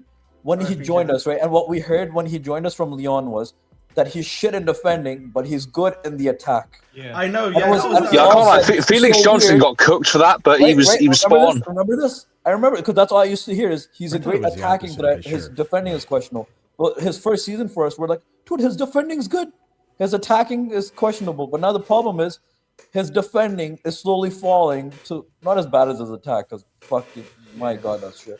But it's falling back, right? That's the problem. Yeah. I think part of the problem with Gusto, and I said this last year when he was like not working under Marci's system, is that I think Gusto is what I like to call a simple-minded player. You know, he's one of those machines. But Ahmed, how can you say that though? Because like I feel like the last of Gusto's best games have been under Maresca. Liverpool, for example. I remember we were cooking Maresca for picking him and in Liverpool, and then he proved us wrong. And then against PSG, I was like panicking because I saw Gusto in the lineup, and then he ended up cooking. But he was no. But again, Gusto. If you look at the way Gusto played, he was basically playing the same way he played on the pitch. He was just going up and down. That's what I'm saying to you. You have to. The reason why I talk about Gusto is a simple-minded player. Okay, I'm saying that in the nicest time possible that I can say that in. Okay, there's only one command. He's like the old Dell computer. You can only put in one command. I relate to this way too much. That is it.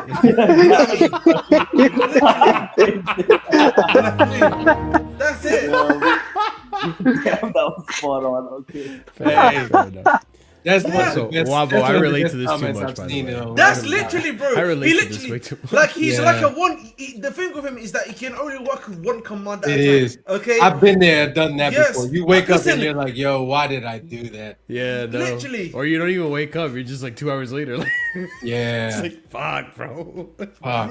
Go ahead. You Go know ahead. it's a bad decision Yeah, when you're yeah. doing it, but you're like, yo, I'm gonna pay for this, even when you're fucked up at 1 a.m. Shout out It's true, Kebabs, man. That's true. That's true. What a relatable. kebab, man. You guys have Taco Ahmed, do you have Taco Bells over there in the UK? Yeah, They do, Marshall, they do. Marshall literally. I thought, do you They know do. have a taco? Or was it Peter? That I was thinking about doing it, but I was like, no, I can't do this. I Yeah, can't be, yeah, I can't be this American No, in the UK. Marshall, I can't like Taco Bell shit in the US. I can't imagine how shit it is in England. It might be better in the UK. Low than key, ours. yeah, you're right. You're You right. know, The I always quality say, and stuff. yeah, They it's don't put always all the the quality and the produce stuff. crazy funny, GMOs but and yeah. shit. Yeah, you're right. That's a good point. That's a Go ahead. My Go thing ahead. with Gusto is Oh, yeah, go when whatever. we originally bought him, I was like, I like the buy because I'm looking at Reece James and I'm like, your availability isn't always there. So I'm not counting on you to be a week in, week out starter. But for the minutes that he's played over the last 3 years, because Reece's availability has been trash, I'm like, you see more. You see. I was gonna make a very crazy reference with women, but you see more of him than what you should be seeing, and the more you see of him, it is you realize you're like, yo, he's not it. Like, but I honestly think if you're looking at assets that we can sell and make good money off of, Gusto, France international. He's going to the World Cup. He'll be there. He's gonna be a star at the World Cup, by the way, as well. Let's let them Like, that, please. Like, don't get me wrong. Like, I'm a huge France is my international. Wait, no team. Koundé? Yeah, Koundé's. Koundé plays centre back. Brother, he's so shit. He's Yeah, actually oh, overrated. Koundé's had a Yeah, and so horrible was season. Gusto. Oh yeah. No, Don't get me no, wrong. Gusto's better. No, Gusto's no, better. you haven't. No, Not no. as- But Is it? Oliver, you haven't seen the sacrificial lamb that Koundé has been for the past 2 years. It's been- I'm having Barcelona Oh, no, fans okay. saying, I'd rather play a 6-year-old child right Doesn't now Koundé than not have play centre Koundé back start anyway? as As right bad back. as Gusto He's is right going back. forward, No, Koundé plays right back for Barcelona and France. Yes, That's why he plays centre back. You don't even need He to worry used about to. Gusto. He was centre back at Sevilla. Yeah. but You don't then need he to worry got about converted Gusto to right going. back. Yeah, you don't even need to worry about Gusto going forward because look at how good the attack is Yeah. at France. Just do your 1v1 defending, bro. Yeah. And just No- try to be decent at that. no one Deschamps like. But you've got Elise ahead of him. Just let him cook. Yo, Elise, Dembele, Mbappe, Barcola, No, but- Doué, like. But Oliver, the problem is he needs to pass the ball to Elise, and as we know with this passing today, that's the questionable part, right? He'll get the ball Maybe and Elise he's gonna would pass just take it off his foot. You know Just what I'm take it from saying? him. You know, is he going to be able to control the ball? These are all questions Oh we need to my ask. You know, you can have all the front line you want if you can't pass it to them. Hey, listen, at least it won't be for my team. I'll actually be able to laugh at it, you know? Yeah. True. But I don't know. Like that's a good point though. What if we're going? So I mean, obviously we're going forward with Alonso, and we're going to be playing. Assuming we're going to be playing with wingbacks, what do you guys think? Like, do we need 2 new wingbacks? Obviously, Reece James can't do the wingback role. We need 2 new right. Yeah, Reece wingbacks. James is the centre back. right side of center back, like Listen, Aspie I'm that gonna year. be- Yeah. You Yeah. know what? Why not? Let's get Reece James to play there, and then Chris can cry when he tours his amateur again. I think You know what I mean? That's I what think we this need. is That's what we need. I think this is the biggest problem we've had with Malo Gusto recently. Go ahead, Oliver. It's this it's this whole thing where like we were seeing far too much of him. Part of that's been injuries, but part of that's also been because Maresca and now McFarlane has wanted to use James in the midfield, and there's been a debate today about like James in the midfield. I've seen this on social media. I don't think it was his best game. I'm going to be so honest today. Yeah, I agree. Wasn't James's best game. Yeah. That's not the problem I have with James in midfield, though. That's not the problem. The problem I have with James in midfield is that guy has to play at right back. Yeah. If we can just get... I see the consequence. Because then it's by default. He has to play right back. Gusto. Yeah. And it would be the same thing. It'd be the same thing if Alonso sticks to a back three system. Because James has to start in centre back. Which, by the way, people, if you didn't already hear about it, and let me see if I can pull up the tweet. I put it on my Discord, so I'll pull it back up. Go ahead and join the Discord so you can see how Casually Chelsea show is being made, pretty much, and what we're going to talk about in terms of news. But yeah, it's been pretty much announced. Like, I'll give you the most solidified announcement. He literally signed the contract, apparently. That's according to Fabrizio. Dude, as far as I'm aware, it was done like a few days ago already. And well, there was rumors that it was done waiting and waiting to release it, right? But like, yeah. Breaking, Xabi Alonso accepts that he becomes the next Chelsea manager. Here we go. It's all said and done. We'll talk about this more in depth on the next Casually Chelsea show, obviously. But I just couldn't wait because this did get announced today. The thing about Alonso is that... Get out of here, Vader. Get out of here, Vader. Vader, if you want to come on, you're more than welcome to, by the way. Vader, all I gotta say is one thing. I'm sorry, Vader. Bring Vader into the Lion's Den. Please, no. Into the Lion's Den, he says. Vader, just give me the word. You don't gotta listen to Ahmed. Ahmed doesn't have dictatorship powers. Honestly, here, Vader, I'd rather listen to you try to gaslight me than listen to Ahmed telling me Gusto at center back. So yeah, let's do it. You know what, man? I won. All I want you to know on this chat, I won. Would you say Canadian waffle, huh? Hey, man, we both are in Toronto. I'll take it, man. Let's go, man. Hey, man. Shout out to Horns, man. Shout out to Horns. For whatever reason, I don't know why. I know he's from Toronto. I keep thinking he's Montreal. I don't know why. But in terms of Xabi Alonso, right? Like, listen, I like the appointment. I do. It's the best that we can get out there right now. Yeah. But the problem is, at the end of the day, it all comes down to the directors. You guys are talking about wingbacks and all that stuff. I don't think that's an issue. I think Reece, because it's also about how you want your wingbacks to play. You can have wingbacks play like a right or a left midfielder, not necessarily bombing up and down on the wing, trying to defend and trying to attack, trying to defend and attack over and over. You could just be an extra midfielder in the body, which Reece... Marshall, do you know how he used Jeremy Frimpong? Well, that's in Leverkusen, right?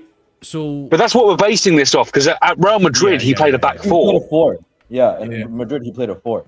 Exactly. So I think Alonso is going to be adapting the system, and I think he's going to take, to an extent, in consideration what the medical team is going to tell him. But it's again one of those situations where I like the signing. He's the best that we could get. It's a step in the right direction. Don't take us 2 steps in the wrong direction now, Chelsea, or Blue Co, I should say, not Chelsea. No, but I think I'll be honest. Like, in terms of we are Leverkusen. Like, if you look at the players we have, because Enzo could be your Xhaka, right? Kind of slow, kind of immobile, gets GNA because Xhaka got GNA for them that season, right? Yeah. Late runs into the box. Is okay defensively, has the passing trade that we at times say Enzo is, right? Caicedo can be the roaming midfielder, and we're getting Quenda. I would put him at left wing back. Quenda's my left wing back. Yeah, I can't Palmer in the verse. Because Quenda played left wing back under Ruben Amorim and right wing back under Ruben Amorim in a 3 in a back formation in which he won the league with them. CP, I have to ask you this. Yeah. Because you're as our non-Brazilian ambassador. I have to ask you. Yeah, who Denner? No, not Denner. I'll talk about Kenda. Yeah, Portuguese. Do you think he's ready? Portuguese. First of all, I just want to say, Marshall, he's Portuguese. I think you know where my question's going, because I'm not being that impressed from what I've seen. Okay, not like Esteval impressed me, you know. Okay, first of all, he's Portuguese, not Brazilian, so get your continent right. We're close. We're close. Not really. It's a different continent, but Obrigados. Okay. Obrigado. Yeah, there you go. If anyone of you were in the Casual FC Discord, shout out to the Discord. We learned about how little Americans know about geography, and thanks, Marshall. Oh yeah, big up. Yeah. Thanks, Marshall, for pointing that out. Thanks, Marshall, for pointing that out. Yeah, geography is not a strong on suit. here as well. But America first, you know what I'm saying? Besides that, fucking hell. Man, got a point to be able to say do no it to anyway. Brazil. Say no to Brazil. Anyway, but besides that, I think Quenda's good. It's just the problem with him is he's not getting enough game time because he's been injured. Yeah. He has been having the injury prone kind of thing. But I'm saying this because he's familiar with those positions. Like he's played left wing back when he won the league with Sporting, and he played a lot more games under Amarin, and right wing back, right? So if we want that, in a sense, Jeremy Frimpong pace-wise, there you go. Because Jeremy Frimpong was basically a right winger for them, right? Okay, you that's could have fair. the same at the left, right? Because their version was a Grimaldo who was a bit slower, but great with set pieces and great with the ball. So if you still want to play Reece James as a right wing back, he could be the Grimaldo in that sense. Not as quick, still can provide you with, is more close to as a right midfielder in a way compared to where Frimpong was, which was, or where Quenda would be like almost a left winger, right? I think our center backs almost speak for themselves in a weird sense. Would you play Cucurella at centre back then? Huh? Or you just get Cucurella gone? No, Cucurella's gone. He doesn't work for the system for me. You don't think he works under? No, because I would To be fair, Chris, I think he goes in the summer too. 2 years left on his contract, no extension. I'm in the air with that. He could go if the manager doesn't have any use for him. Then I agree with the manager. Not even that, Chris. He hasn't re-signed an extension. He just got a raise. No, he just got a raise. Yeah. Well, what's his contract like? It's like 4. He's got 2 years left in the summer. Oh, 2, yeah. Yeah. He's probably. I mean, the thing is, though, this whole Cucurella thing and stuff like this. This is where we really see how much validity is behind this whole Alonso has power and influence thing. Because thank you, Oliver, because I'm not biting into that, by the way. Because if he really did have power, it wouldn't just be in who we sign; it would also be in who we keep. We let go. Yeah. But he might like a Cucurella, by the way, because Cucurella is like still a good like left back. Well, again, Chris, this is where we see whether that report is bogus or not. Yeah, and what he plays. If he plays a 3, I don't think Cucurella is the right person. If we're playing a 3 at the back, if he's playing the 4 like Madrid, sure, I can see him. But if we're playing a 3 and Cucurella's at this club still, I think then he does. Would you play him at if we play a 3, right? So assuming Colwell is the central center back. Middle, yeah.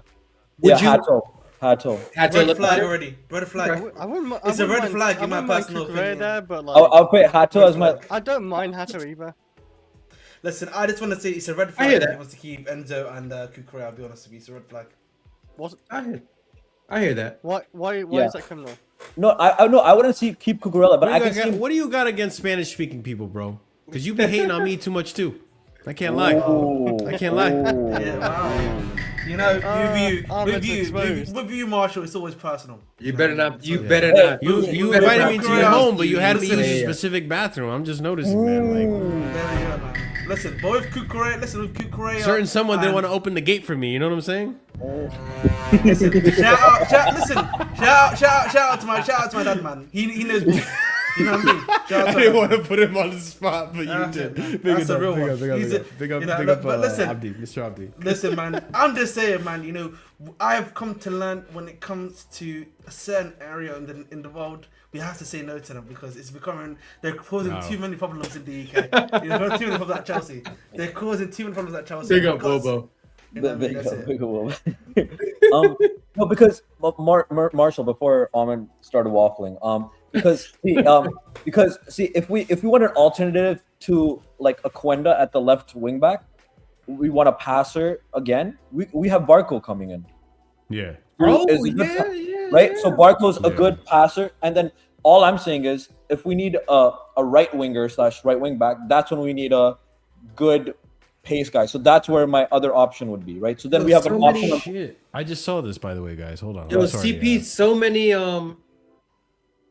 Yo, why Xabi Alonso signed his contract earlier today at Chelsea. Everything completed. The agreement until June 2030. So he's got a 4-year contract sealed and will be announced in the next hour. Xabi's contract to run from July 1st, but set to start working immediately also on transfer. Yeah, so we're going to see him against Spurs? Or no, we got Sunderland first and then Spurs. What? Our schedule. We still have games, by the way. I don't know. By the way, chat, I don't know if you know, the season isn't over. It feels like it's over. I know that. I still have 2 games left in the league. It feels over, but it's why not is over. the schedule so crazy this year? Like usually the FA because we made it to the final, KG, so they had to like flip flop everything. But like in the Prem, usually the FA Cup is the last Prem game, like the last game of the season, and then it's probably because of World Cup, to be honest. Big up the pizza that came to Ahmed's home. Essentially, since what happened after the I could go for some pizza right now. I can't lie. Is that a pizza, Ahmed? Yes, just like 2 slices though. Who made that pizza? Like, what's the company?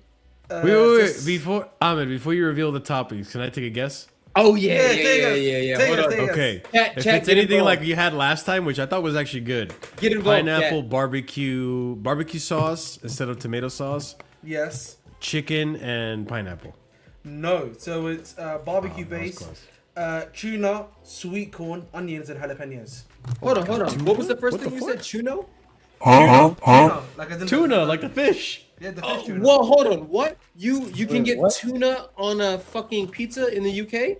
Yeah, man. You can get anchovies, so... No, you can't. You can't. It's a lie. Yes, you can. I'm kidding. I can literally get it, bro. It's actually like a very good deal. Chris. Hold on. And tuna Stop and trying corn. to like disrespect us, man. Don't corn on show there? tuna on pizza. Sweet corn, yeah. Hey, sweet corn on pizza, I take. I don't mind that. Yo, CP, Marshall, what are they doing over there? No. To be fair, the barbecue base was actually pretty good, but the tuna, and that's the same thing. It doesn't exist. It doesn't exist. Listen, it doesn't. and that's the same. By the way, I want people to understand. That's best not have a tuna pizza. Wait, listen, and I want you to understand. Marshall had the same pizza, and he was enjoying it. No, So I didn't listen, have tuna. You gave me Yes, you chicken. did. It wasn't tuna. It was tuna. It was not tuna, bro. I swear to you, it was tuna, bro. I'm not Brother, kidding. it wasn't tuna. I would have known if it was Gaslight, you know, tuna. like- It was Like, chicken. You gave me chicken. There is no way you're confusing chicken for tuna. They're too distinctive. Like I know we make fun of the American education system, but I trust Marshall enough to differentiate between tuna. Listen, Like, I promise you. Big of CP. Listen, You're promoting. listen, I promise you guys, yeah. Tuna, bro. Listen, The bars are Red card, KG, Marshall. Red card KG. for tuna. KG, I'm tempted. KG, I need you to try it, bro. I promise you, it's tasty. I love like tuna and salmon are my favorite fish. I do But love salmon. I can't the lie. day I have tuna on a fucking pizza, just kill me. Kill me. Why? Kill me. It's quality. That's not enough. You can't have it. You can't have them together. No. Why? Kill me. Look, I like barbecue pizza. I like barbecue chicken pizza. Like a barbecue chicken pizza is a good one. gonna Is slap. Yeah. Yeah, fantastic. barbecue pizza. This It is was why I good. I see never the had it problem, until man. Ahmed showed me. I was Ahmed- like, So imagine Tuna saying and barbecue and pizza. tuna and Like, pizza. I'm gonna be honest with you, Ahmed. If I open up a pizza app or a pizza website and I order a pizza and there's tuna and corn on that menu, I'm immediately That's just what a pizza closing that establishment. I'm not You're joking. switching That's dominoes at I that am point. not- immediately. I am not. Bro, I'm not kidding. It's quite a big thing in the UK. I'm not even joking. Like, You tuna's guys like- it's have not. interesting Yes, it taste. I'll say. It's No. a big thing for Ahmed because he likes it. No, I'm not even kidding. Like, it's actually like Ahmed, quite next a time big I'm in thing. the UK, you're gonna have to show me. I'll try it. Yeah, but I don't don't think I'm get me gonna wrong. like I it. try it. I try I don't think it. I'm gonna like it. It doesn't But I exist. would, if I saw that on the menu, like, Chris I'm is a, still in denial. yeah, bro. Chris probably thinks the Twin Towers are still Chris, a Chris, this is what they're conspiracy doing in at the this UK, rate. Chris. Oliver, They this is didn't- what they they're didn't doing in the exist UK. either. This is what they're doing in the UK, guys. Okay. Ahmed, can you if you like I just ate some pizza my damn self, and you know I took the normal route of just red sauce and a little bit of mozzarella, some basil, a little bit of pepperoni. You know what I mean? Like call me old fashioned, but KG, I like keeping it real, keeping Yeah, it I keeping agree it simple, with that. keeping it simple. Yeah. You know what I'm saying? I can just I can I want just say people to something? understand. I just want to say quickly, yeah. Okay, I go can for it. get fresh Napoleon from literally basically from Napolitan, Naples, you know, Napolitan Yeah, pizza, because Napolitan, I have a yeah. I have one literally downstairs next to my house. But you're And that's- too but you much chose of an this. AC Milan Okay. stand to get anything with Napoli in the vocabulary. That's it, man. I just There you go. I just want to say I just want to ask the I literally every summer until I was He's an basically ultra 18, KG. He's an ultra. every summer until I was 18, I used to go to Bologna for the summer, guys. Okay, so I know what real pizza tastes like. Okay, But, I just hold have. on. But when you went to Bologna, because I've been to Italy 3 times. Yes. When you went to Bologna, did they even give you the option of tuna on pizza? No. I didn't have anything to. No, exactly. Definitely not. Definitely not. I'll be getting smacked in the face, mate. You know. I like that That's one. gonna be a no. I like that one. I just want to make a. I just want to ask the UK audience and the panelists. I think we should worry more about protecting your guys' taste buds than protecting the border right now, because when I heard this tuna on pizza nonsense, Bro, we need to protect these taste buds. like I would never even associate Have a good those night, Chris. two together. Like, Yeah, I I never need- heard but that I need combination. to I see a heard picture of it, though. anchovies, but not tuna. Even that, no, thank you. that's and then sweet corn on top too, bro. Just eat a fucking salad. What? I like- Or a That's poke what I'm bowl. thinking If you about, have tuna, eat a poke bowl. You can put the sweet corn, just eat a poke I don't bowl. mind the corn. I feel like the corn is fine. No, but Corn if has it's a bit of with crunch. tuna, Like, like I a love poke corn. bowl. Listen, I the love corn has a corn. bit of crunch, man. It has a bit of crunch, man. Come on. Yeah, man. I don't mind the corn. I feel like the corn is okay. Yeah, but crunch, like man. the tuna is out there. I've never had. I'm not a fan of anchovy, and I've never had like fish. I just want to say we talked about more of Ahmed's pizza right now than we have about Xavi Alonso. I just want to say. Yeah, I fair know. enough. Hey, man. That's what I say. All right, Xavi Alonso. I'm sorry. Xavi Yeah, Alonso yeah. signed the contract. I'm not gonna lie, that pizza fucked me up. Yeah, it did fuck me up. I saw that pie. I had to ask, but no. Now, get back on camera when you're eating that bullshit pizza, man. We didn't see you eat that shit, bro. You can't eat a pizza like that off camera. On camera, yeah. You need to be shamed. The You need to be fucking shamed. Casually FC community needs to see that shit. Oh, shit. You're allowed me to see- eat hold it it on up, hold it camera. up I'm that not way. gonna. Is that onion too? No, the onion's not a bad shout. I can't. Oh my lie. god, I see it too. Okay. That's a lot of shit on that pizza. I'm not gonna lie. Nah, I like All right. tacos though. I tried on man. I tried. I'm not gonna lie. I tried. I would try it. I'm curious. I Yeah. would try it. Not anchovy though. You don't put anchovy in there. Nah, I can't do that shit, bro. But on Xavi Alonso? I was about to say on enchilada. No. On Xavi. On Xavi Alonso. Listen, the thing is, like, they're claiming, and I know RSM was like vouching really hard on this. RSM has a lot of hope. I don't have as much hope, but they're claiming that they're going to give a lot more power to Xavi Alonso. I need to see it to believe it first. I really do. Like, I don't believe it until I see it. Like, listen. I know people. I just came from a stream before I came to this one. People are, saying like, Xavi Alonso wouldn't sign a contract unless he was given promises and it's written in there and all that stuff, because the rumors are saying, and again, we'll talk about this more in depth, obviously, on the Casually Chelsea show, but the rumors are saying that like Xavi Alonso wasn't going to sign until he was promised more power and more say on transfers and stuff. It's a difference between if it was written in the contract or if they were just telling you like, yeah, we'll do that, and then they didn't write it in the contract, right? Because for me, as far as I'm aware, you have 5 directors in there. You're telling me that all 5 of the directors were like, yeah, Xavi Alonso, we'll give you more say for sure. You'll override the directors. I don't think that's the case. I think the directors still have a heavy say. They still have a heavy hand on what they want to happen and what they want to go on at the club. Like, I don't know. And that's to me, like, because that's the thing too, because CP, like, you know, we all know this club. It's not about keeping, it's not about like, you have to have sustainability and you have to back the manager. It's about the manager wanting to stay at the club. Plain and simple. Because Maresca walked out, because let's also admit it, now that we know the facts, Pochettino probably walked out too. Yeah. It did. It's about the directors and how easy they are to work with. Yeah. I agree. scares me. Definitely, Pochettino definitely walked out. He's probably another terrorist that orders tuna on pizza, but that's a side tangent.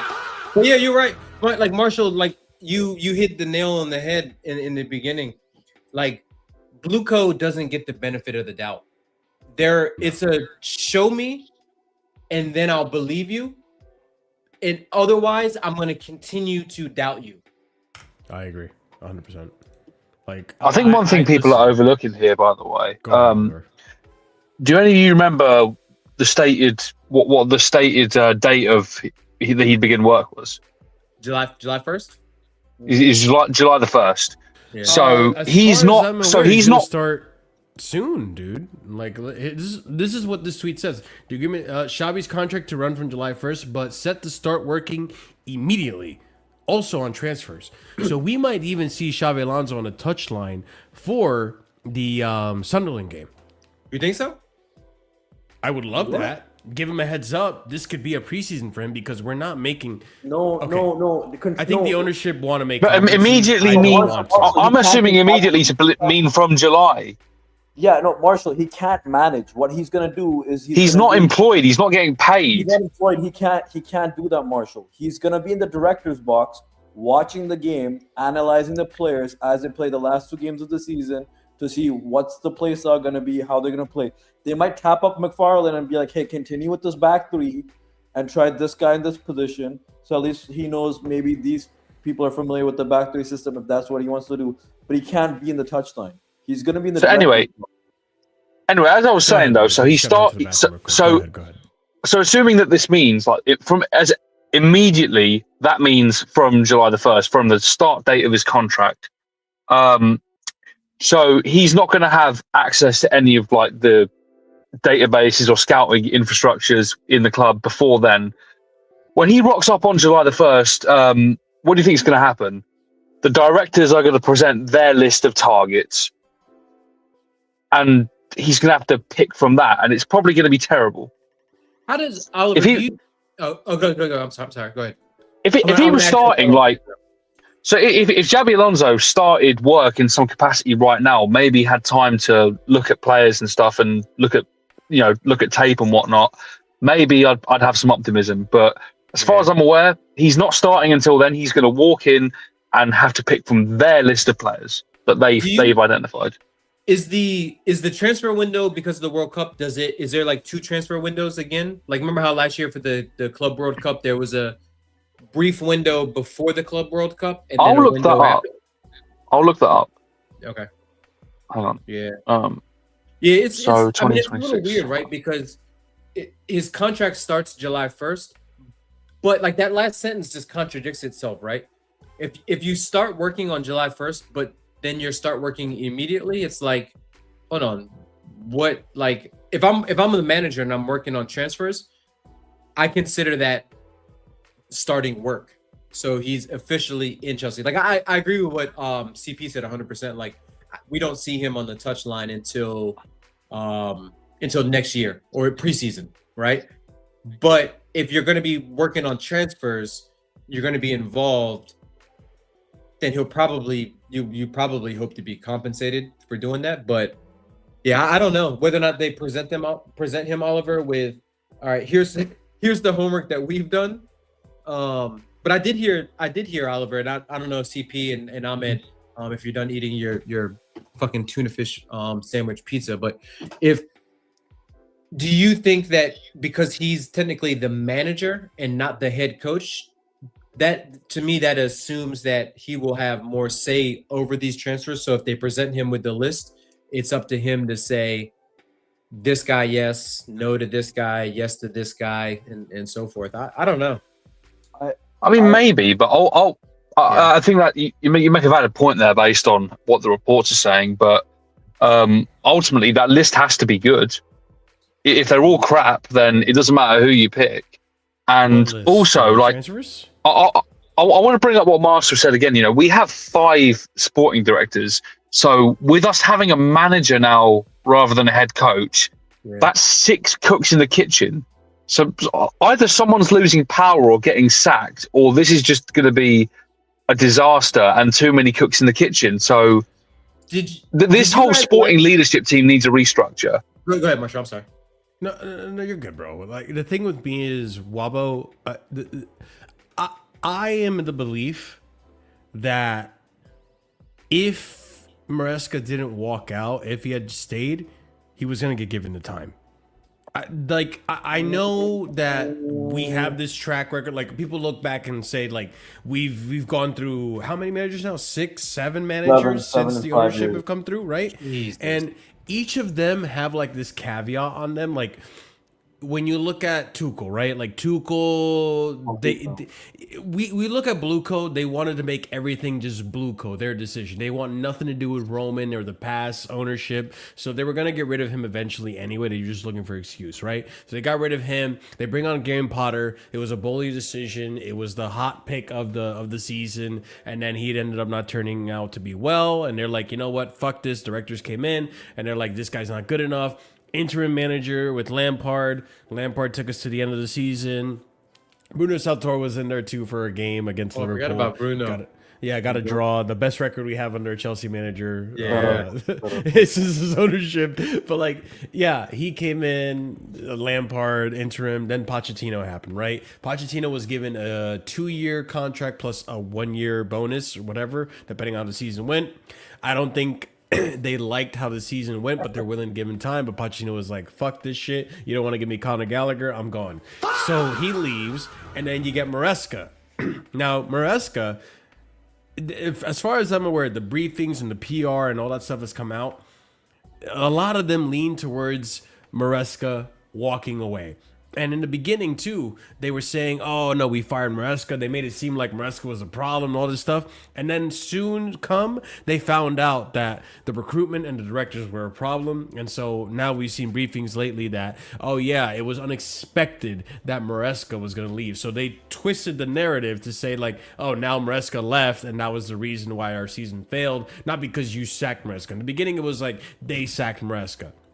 So to me, they are going to give them time. I think they don't necessarily, I'm not saying they don't care. I think they do care about the fans and the thoughts that they had. And obviously with all the protests and stuff, like, I think Iqbali I don't think Iqbali wants to go to the stadium and keep hearing his chants of fuck off Iqbali or they don't care about us. They don't want to hear that shit, right? So I think they do feel the pressure of the fans. I think regardless, when it comes to the managerial decision, they're going to stick with the manager and give him time no matter what. Because I don't think this is going to go as smoothly as Leverkusen. I think 100%. He will struggle for a bit. And eventually find his way out of it.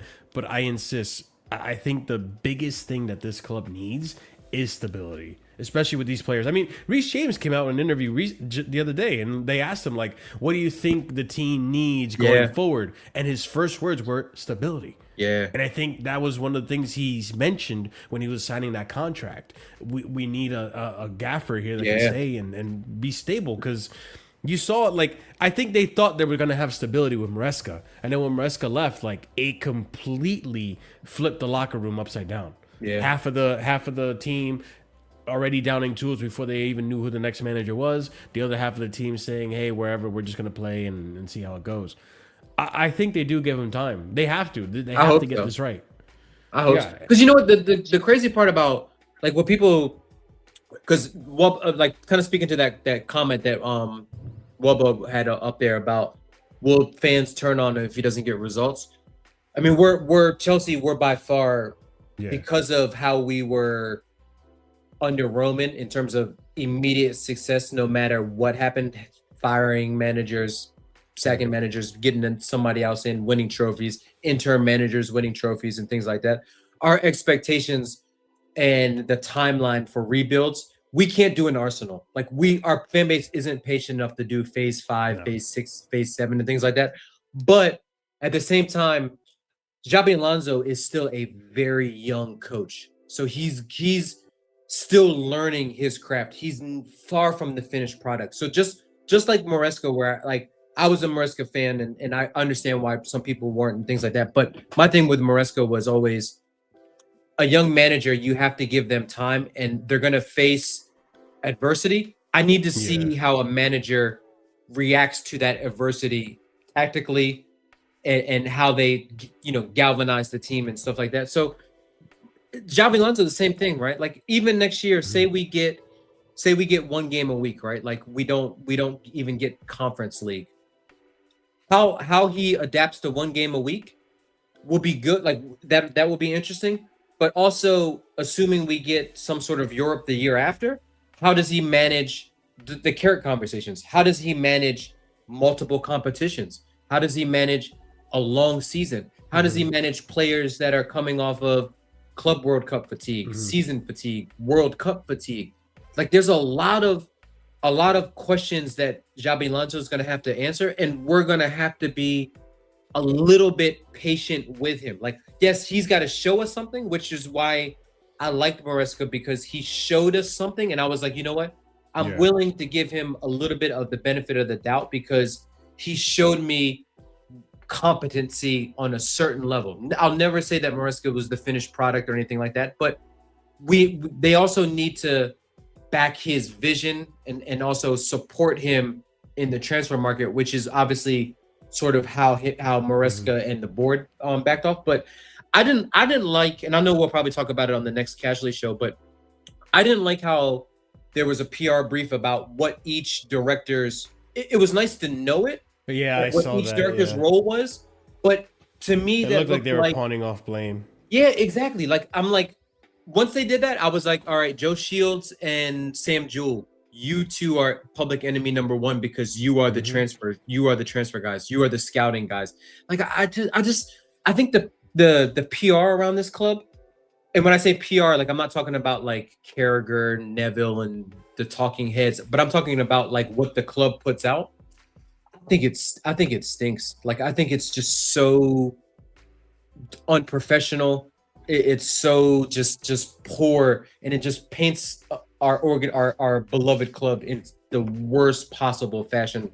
And it doesn't do us any favors. It just creates division when we need to be like, I know it sounds cliche and corny, but we need to be like sort of aligned as a fan base, apart from the fact that we all hate Bluco. No, and that's the thing too. Like, I just don't. By the, can I just say, by the way, I saw that I saw that brief about what each of them do. Yeah. I honestly don't know how any of them feel like that paints them in a positive light. Yeah. Because like you said, with Jewel and Shields, like, they're apparently the scouting heads or whatever. They're talent identification, so they're trash because we don't sign good players. Paul Winstanley acting like him coming out saying, "Oh, I'm just the negotiator," acting like that's going to be a saving grace for him. When exactly. When the negotiations when he said shit. When he said he wouldn't pay Club World Cup tax for Gittins, only to then pay Club World Cup tax for Gittins after he couldn't be registered in the Club World Cup. He wanted to pay 30 million for Garnacho, and ended up paying 40 million plus a 10% sell-on. Lawrence Stewart saying that he decides the style of play. So how do we go from Enzo Maresca to Liam Rosenior? Yeah. Two or three. They all outed themselves as just being all failures. 2 or 5 at the back with Xabi Alonso. I'm like, the style of play, maybe the philosophies of those guys, possession based, is somewhat the same, but how they get there and the style of how they get there is completely different. Maresca was very risk adverse. Rosenior was very fuck risk. We're gonna man-to-man mark. We're just gonna attack. Fofana's gonna follow whoever his man assignment is all the way to the opposition's box, and I don't give a fuck. And then Alonso is much more sort of like the in between of, like, the whole thing, Oliver, like you said, it stinks, and it doesn't pass the smell test. It doesn't pass the logic test. Yeah. By the way, I just saw this, and this just gives me more reason why I want Wesley Fofana to just leave this club. What?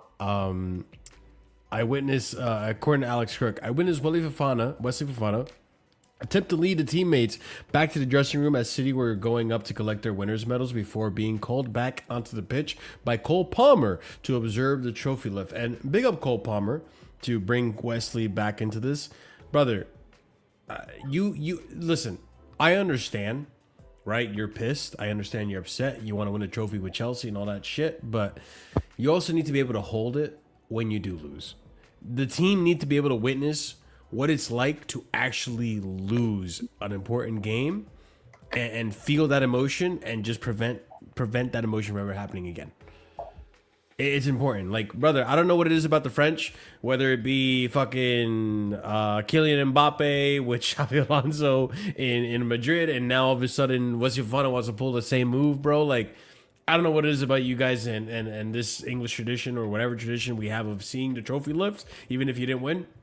Brother, you lost. You're going to have to hold that L, and you're going to have to hold the pain that comes with it.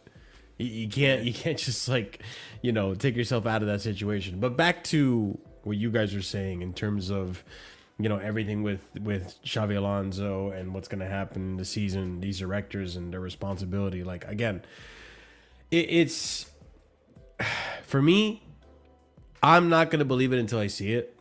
If you really think if Xabi Alonso is really going to have more say and more power in the transfer window, then let's see it. Because, again, me personally, unless it's someone like Garnacho, who I blatantly know is a bad player, I'm not going to judge every single youth signing. I'm not going to judge every single unknown variable that comes into the club.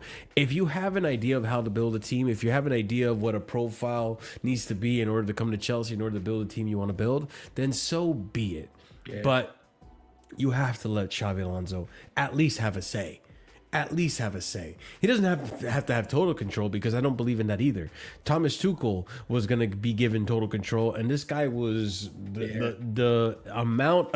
This guy thought we didn't need a midfield when we had injury-prone Xabi Alonso. Kovacic was not available, and we only had Jorginho. Like, when it comes to talent, not all managers have that eye for talent. And on top of it, some of these managers just want to focus on the training and the formations and all that stuff. So it's like, I don't know. Yeah, managers don't. Go ahead, Oliver.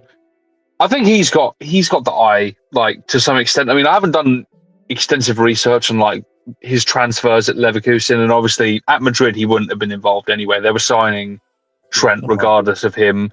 I do believe he was behind, like, Granit Xhaka and Grimaldo going to Leverkusen. Yeah, he was. They're great. Those are great signings. Yeah.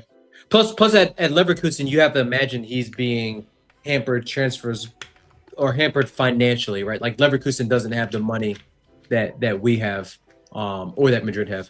And they would have had to contend with Florian Wirtz leaving, like, basically whenever someone put a bid in for him, you know. Okay, hold on, chat. This is when I hold you guys accountable. Axe, come on now. I'm looking at this comment. I'm like, I had to do a double, a triple, a quadruple take. That's what I'm saying.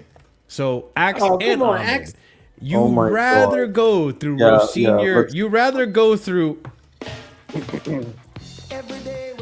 You rather go through that again. You know what's funny? Then deal with Maresca. No, Marshall. I have to gerrymander here. I'm sorry. Yeah, I am sorry to say this. Yeah, it's funny when Mr. Marshall DBDX wants to do all of this nonsense. Yeah, it's filibuster, not gerrymander. Gerrymander's a mapping. Fair enough. I don't care.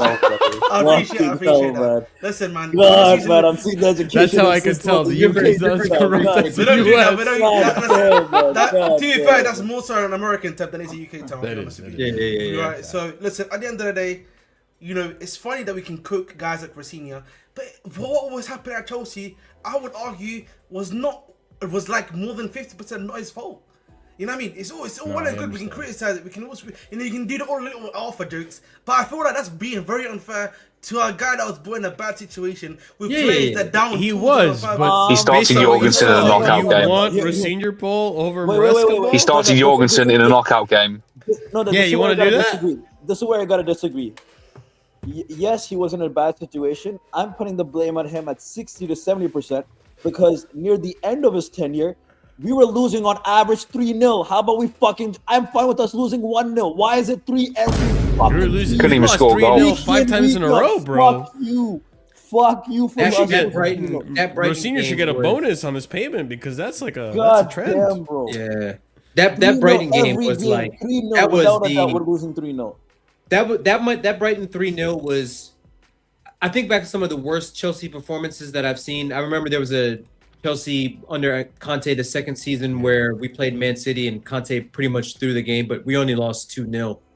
That Brighton game, I've never seen us get bopped by a team And, I mean, Brighton's a decent team, but they're not a great. They're not a Oh good my team. God, we're doing this first 4 games were a vibe. Yeah, how about the last 7? At one point, I thought Liam was doing The first 4 games were Maresca's system. It wasn't even senior. The first 4 games where we played like Charlton and Brentford. Is that the first 4 games, right? The briefs literally, Axe, I don't know if you read them, but the briefs literally came out and said that they didn't have enough time to train their seniors' tactics until they finally had 1 game a week, and then they started. Hang on a minute, which was the international break. After the international break, we were shit. Yeah. The first 4 games where we had to play, one of those games was Antonio Conte in Europe.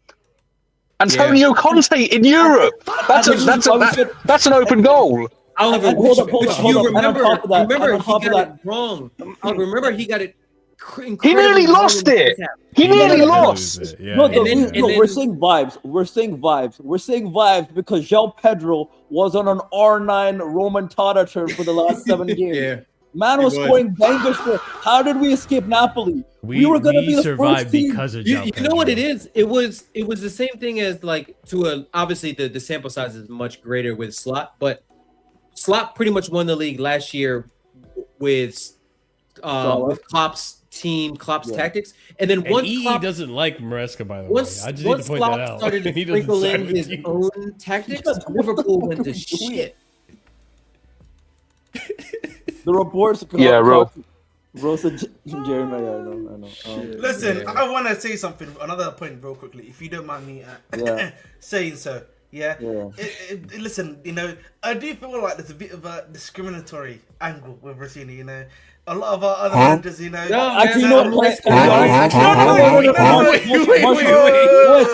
Let me speak.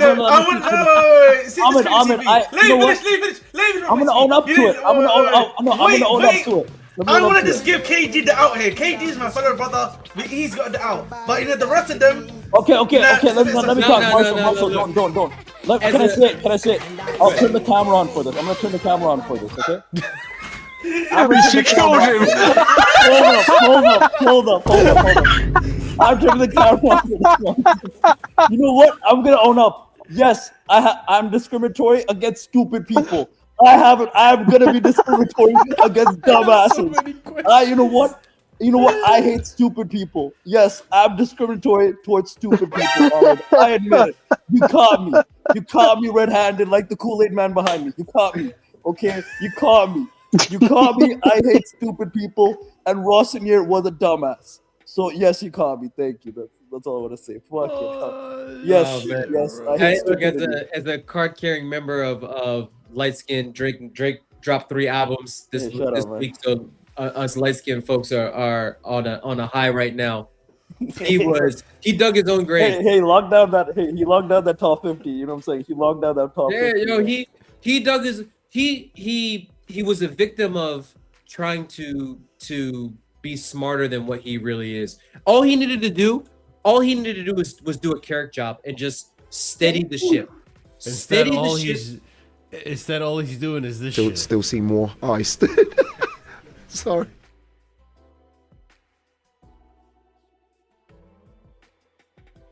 Is a crazy. Okay, Marshall is the same guy that he'll be reading Maresca's little face interactions. Yeah, I know he's got one of them right now. They go something like that. Yeah, I remember. Yeah. You know what I mean? I got you. I don't know. See? Oh no, it's this one. That's what I'm saying. You see, everybody knows he was dealt. Everybody knows, like, if you play poker, you know the worst hand you can get is a 2-7 offsuit. Everyone knows he was dealt the worst hand coming in, but just steady it. Like, just wait until, if you want to put your imprint on the club and on the team play style. Wait till the preseason. Wait until you have the time to do it, and you're not in. When Rossini took over, we were in 4 competitions. We were in the semifinals of the Carabao Cup versus our biggest rival. I don't care what anybody says. Tottenham's not our biggest rival because we, knock on wood, we beat them every fucking time. Arsenal is the 2 teams in London are Arsenal and Chelsea. Everybody else is in the back seat. We were in that. We were in the Champions League. We had work to do in the Champions League. we're in the league. At the time he picked up the league, we were what, sixth in the league around then. So and we were 3 points away fifth, from I top think. 4. Yeah, respectable in the league. Like within, we were still in it. Yeah, was in the conversations for the Champions League and stuff. Steady the ship. Don't try to do too much. Don't try to, like, you can put little things on there. Don't get crazy and start putting fucking tuna on pizza and sweet corn and all that shit. Just stick to the basic toppings: pepperoni, a little fresh mozzarella. If you want to get a little fancy, put a little basil on there. You know what I mean? Like just keep it simple. This is gonna be a gimmick now. Big up Carefree Lewis for the raid.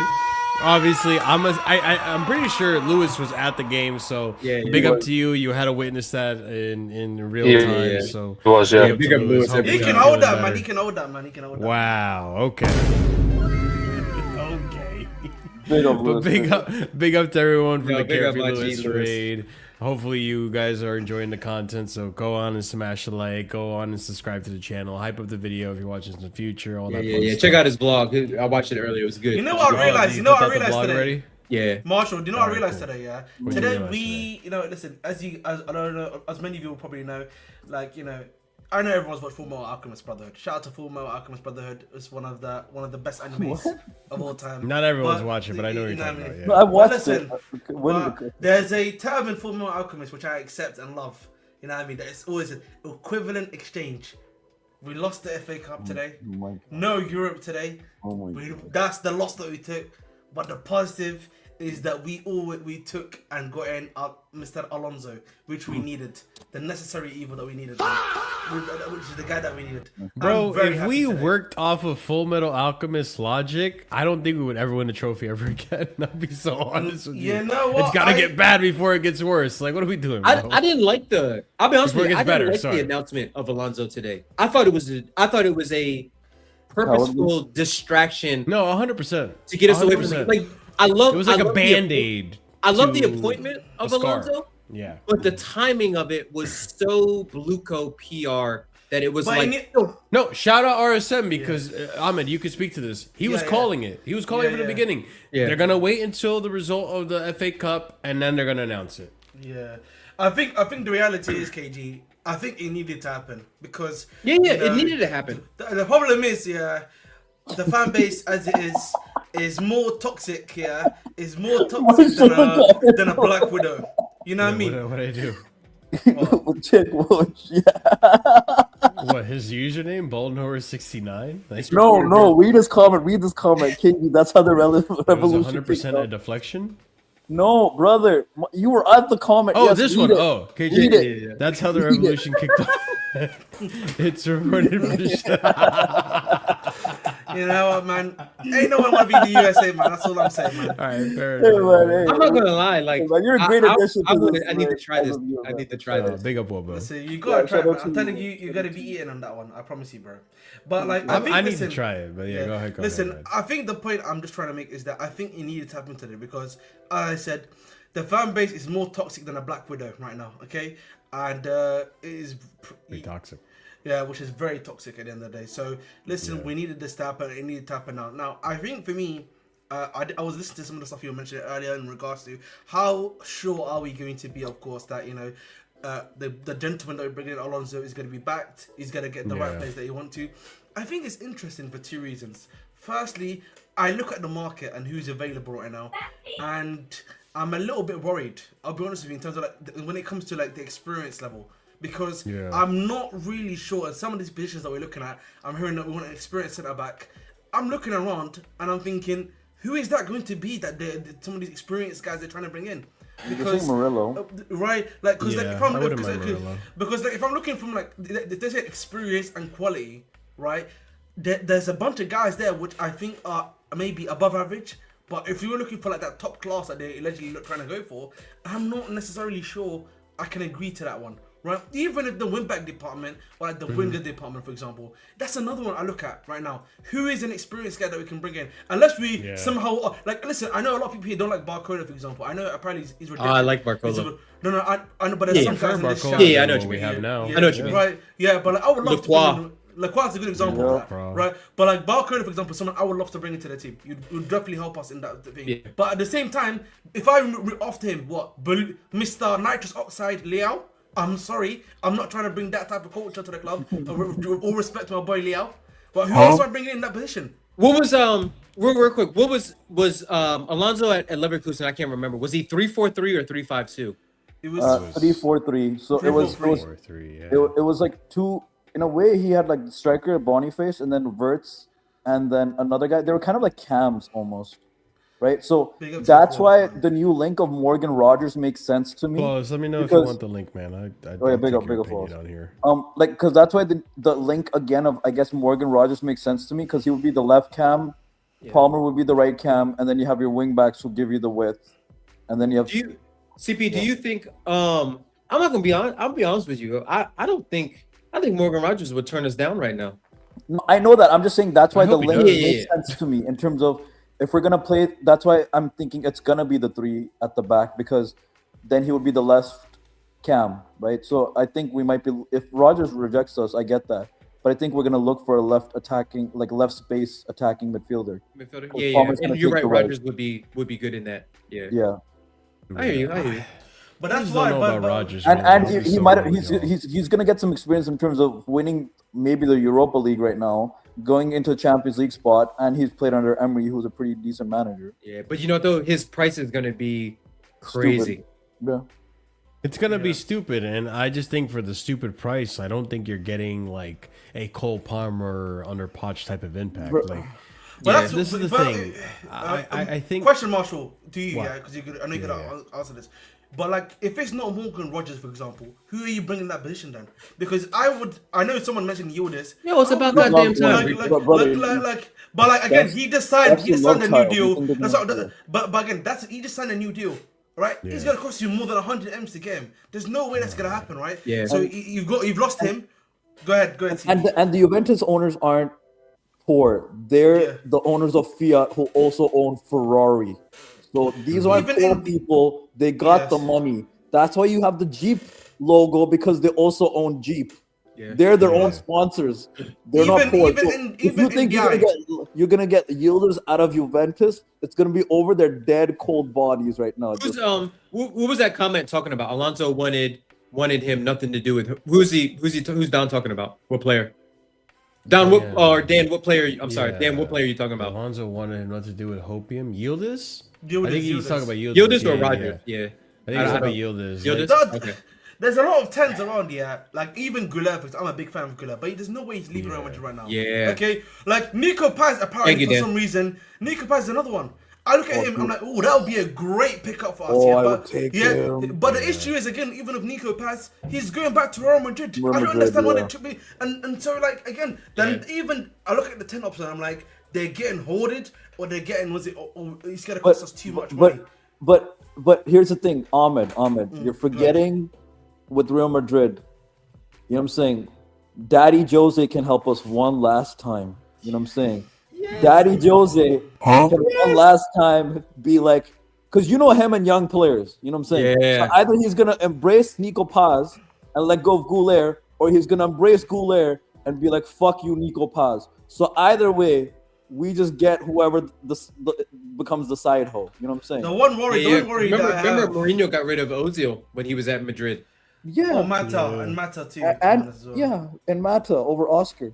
So he's gonna choose someone and run with. He got rid of KDB at that point because KDB wasn't getting enough game time because he preferred Oscar. And listen, and chat. Listen, chat. I understand. I might have to give it up with this, but like, I would still give it a shout for Malik Fofana.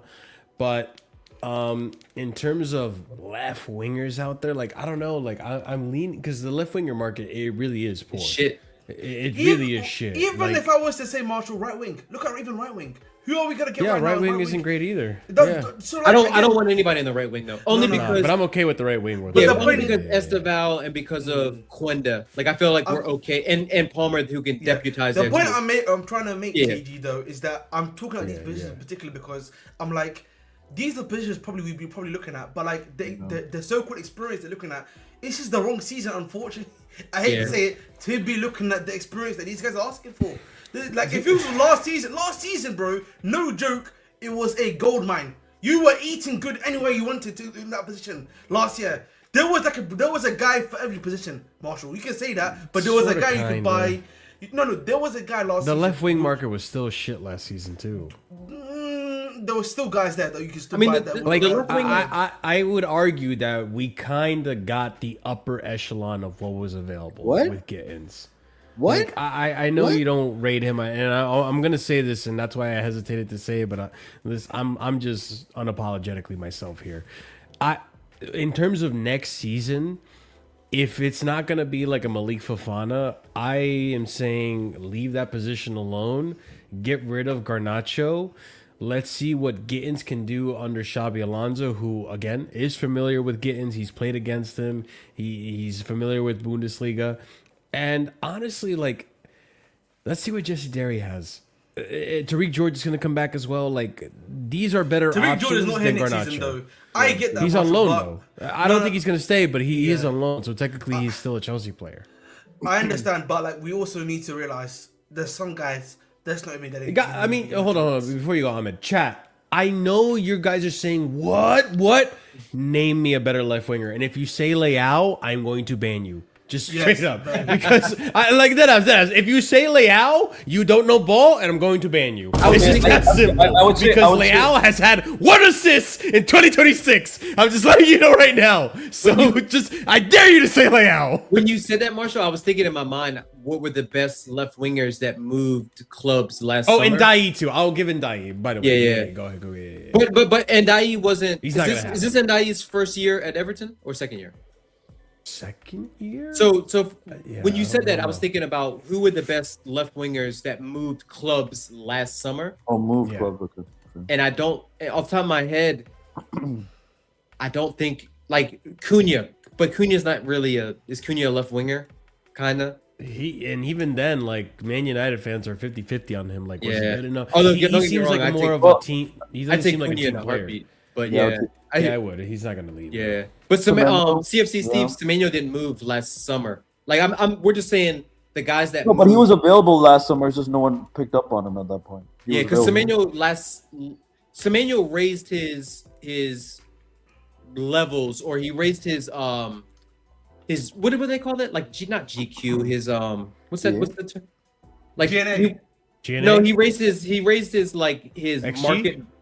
market value. Like Semenyo can't like really burst on the scene this first half of the season where he like took his game to the next level where big clubs started really being interested in him. But yeah, I don't know. But I heard that Mike Gott's kid, I heard he's like already wrapped up in the city.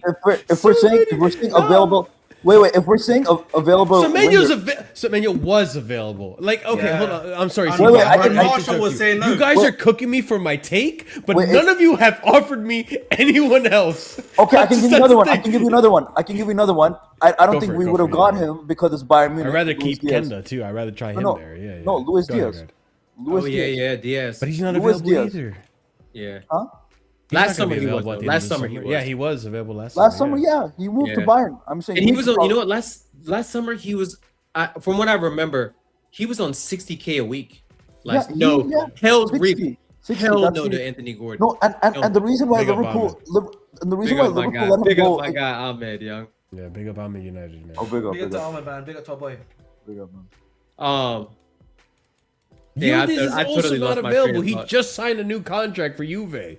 No, but in the summer he was. In the summer there was release. He was. I'm talking about who's available now, CP. You know what I'm saying? Like, but we don't know. We don't know who's going to be available now because Rodrigo might be available. We don't know what Jose is going to do. Honestly, no, because we don't know what they're going to do. I know you're saying, but like, it's not going to be. Are you going to take Rodrigo post ACL? Honest question. I'm not taking Rodrigo post ACL. I'm gonna be. It depends on what the price is. How much money? Even on the price, because like I don't know what I'm getting. The problem with a lot of these guys with Rodrigo is that imagine if this guy comes back with an ACL and he's only like 25% of the player he was. Brother, if he's 25%, he's already better than our wingers already.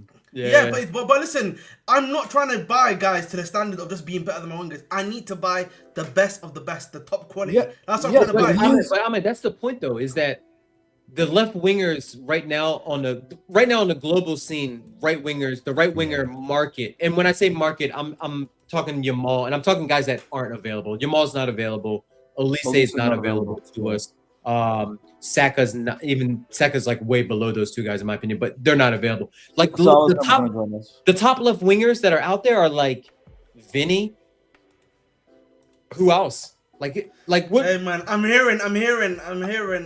What's it called? Mbappe might be available. What are you saying? You want to bring the dictator to the red? I mean, Ahmed, not this Ahmed. Ahmed, like I literally said Ndiaye, right? Like if we could get Ndiaye, that's probably my first choice. But like Yan Diamande, like it's the same thing as Gittins. Like, like we were doing the same thing because people were saying, "Oh, Gittins, bring in Gittins." Like Yan Diamande, same league, same hype. Like, Diamande. Anyone that says Diamande, Marshall, if anyone says to you Yan Diamande, slap them in the face because he's more expensive. Yeah, he's more that's what I'm saying. So y'all in chat cooking me, none of you have given me an answer. I am so that's why, like, I'm not even saying it. I don't feel ashamed. No joke. Listen, I am willing. No joke. Yeah, Derry and Ravage, I'm willing to give minutes. That's fine. That's fine. Jesse Derry this season has given me more than I've seen from Garnacho all season. That's why I'm comfortable with that. I swear to God. Listen, I agree with you, Marshall. I swear to God, if unless I'm buying a midfielder, like defensive midfielder, that's how bad it is, chat. Understand the context. I refuse to buy any attackers from that league, bro. I genuinely refuse. Unless it's Stiller, I'll take Stiller still. Shout out to Stiller. But this is what I'm saying, guys. NDI, great option. which I've already said previously. But again, the issue of guys with NDI, or anyone in the league that if we want to look at them, price. Okay, but that's the thing though, Ahmed. Like people are saying Gordon, like okay, Gordon Marshall, Gordon. If I had said Gordon, I would have gotten cooked. Marshall, KG. If I said Gordon, I would have gotten cooked. Gordon won a whole calendar year with 1 GA. I don't think people understand that. Yeah, that's not good. Listen, you know what, man? I'm not having this, KG, man. KG, you need to eat this and then come talk to me, bro. If you want to cook me, then I'm willing. The KG. You know what I mean? KG. Marshall, you said you would have got cooked, and I said a little cheekily, cooked like a tuna pizza, and then that's what. Because you know what? Like, hold on, real quick, because what Ahmed's next statement was, hella pause. You need to eat this. But you didn't hear what I was talking about. Yeah. So it was hella pause. But no, you're right though. Like Anthony Gordon, I don't even know why Bayern is even interested. Like Bayern, do you watch Anthony Gordon week in, week out? I think he's a backup. I think he's a backup for. He's a backup, obviously, but also. But he's gonna cost like 60 million though. But KG, you need to understand, bro. Yeah. Look at the league again. Luis Diaz has gone from I can't do any. I don't have enough end product to have an immense end product because he has even more space than you. But Ahmed though, like so, say take price tag out of it, right? So just player for player, who's a better player, Luis Diaz or Anthony Gordon? Luis Diaz, easy peasy. Right, agree with you. So what I'm saying is, Anthony Gordon, like I remember Anthony Gordon was offered to us when we had Lampard, right? Remember when he was at Everton, like 40 million. And at the time, I was like, you know what, that's not too. For me, I was like, that's not. I agree, that's not too bad as well. Yeah, because Anthony Gordon, I thought at the time was promising, but I don't think he's kicked on like I thought he was going to kick on.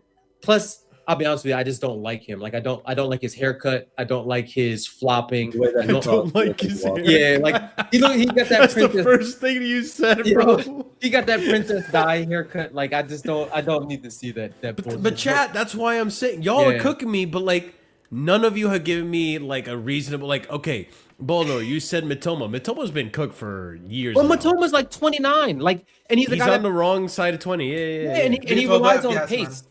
I like Mitoma. Like I think he's a good player, but I think he's like there's certain like sometimes he's not been the same Mitoma of 2 seasons ago. Yeah, sometimes fans need to realize that, and it's nothing wrong with saying this. A player like Mitoma is exactly where he should be. He should be at a club like Brighton, or like a Bundesliga team like Leverkusen, a team of that sort of ilk. He should not be at a Chelsea, at an Arsenal, at a Man City, at a Liverpool, unless he was there in a backup capacity. Again, this is a great example, by the way. Yeah. Ismail Sarr, does he even play? I would personally want to get Ismail Sarr. You know, Ismail Sarr's got 20 GA.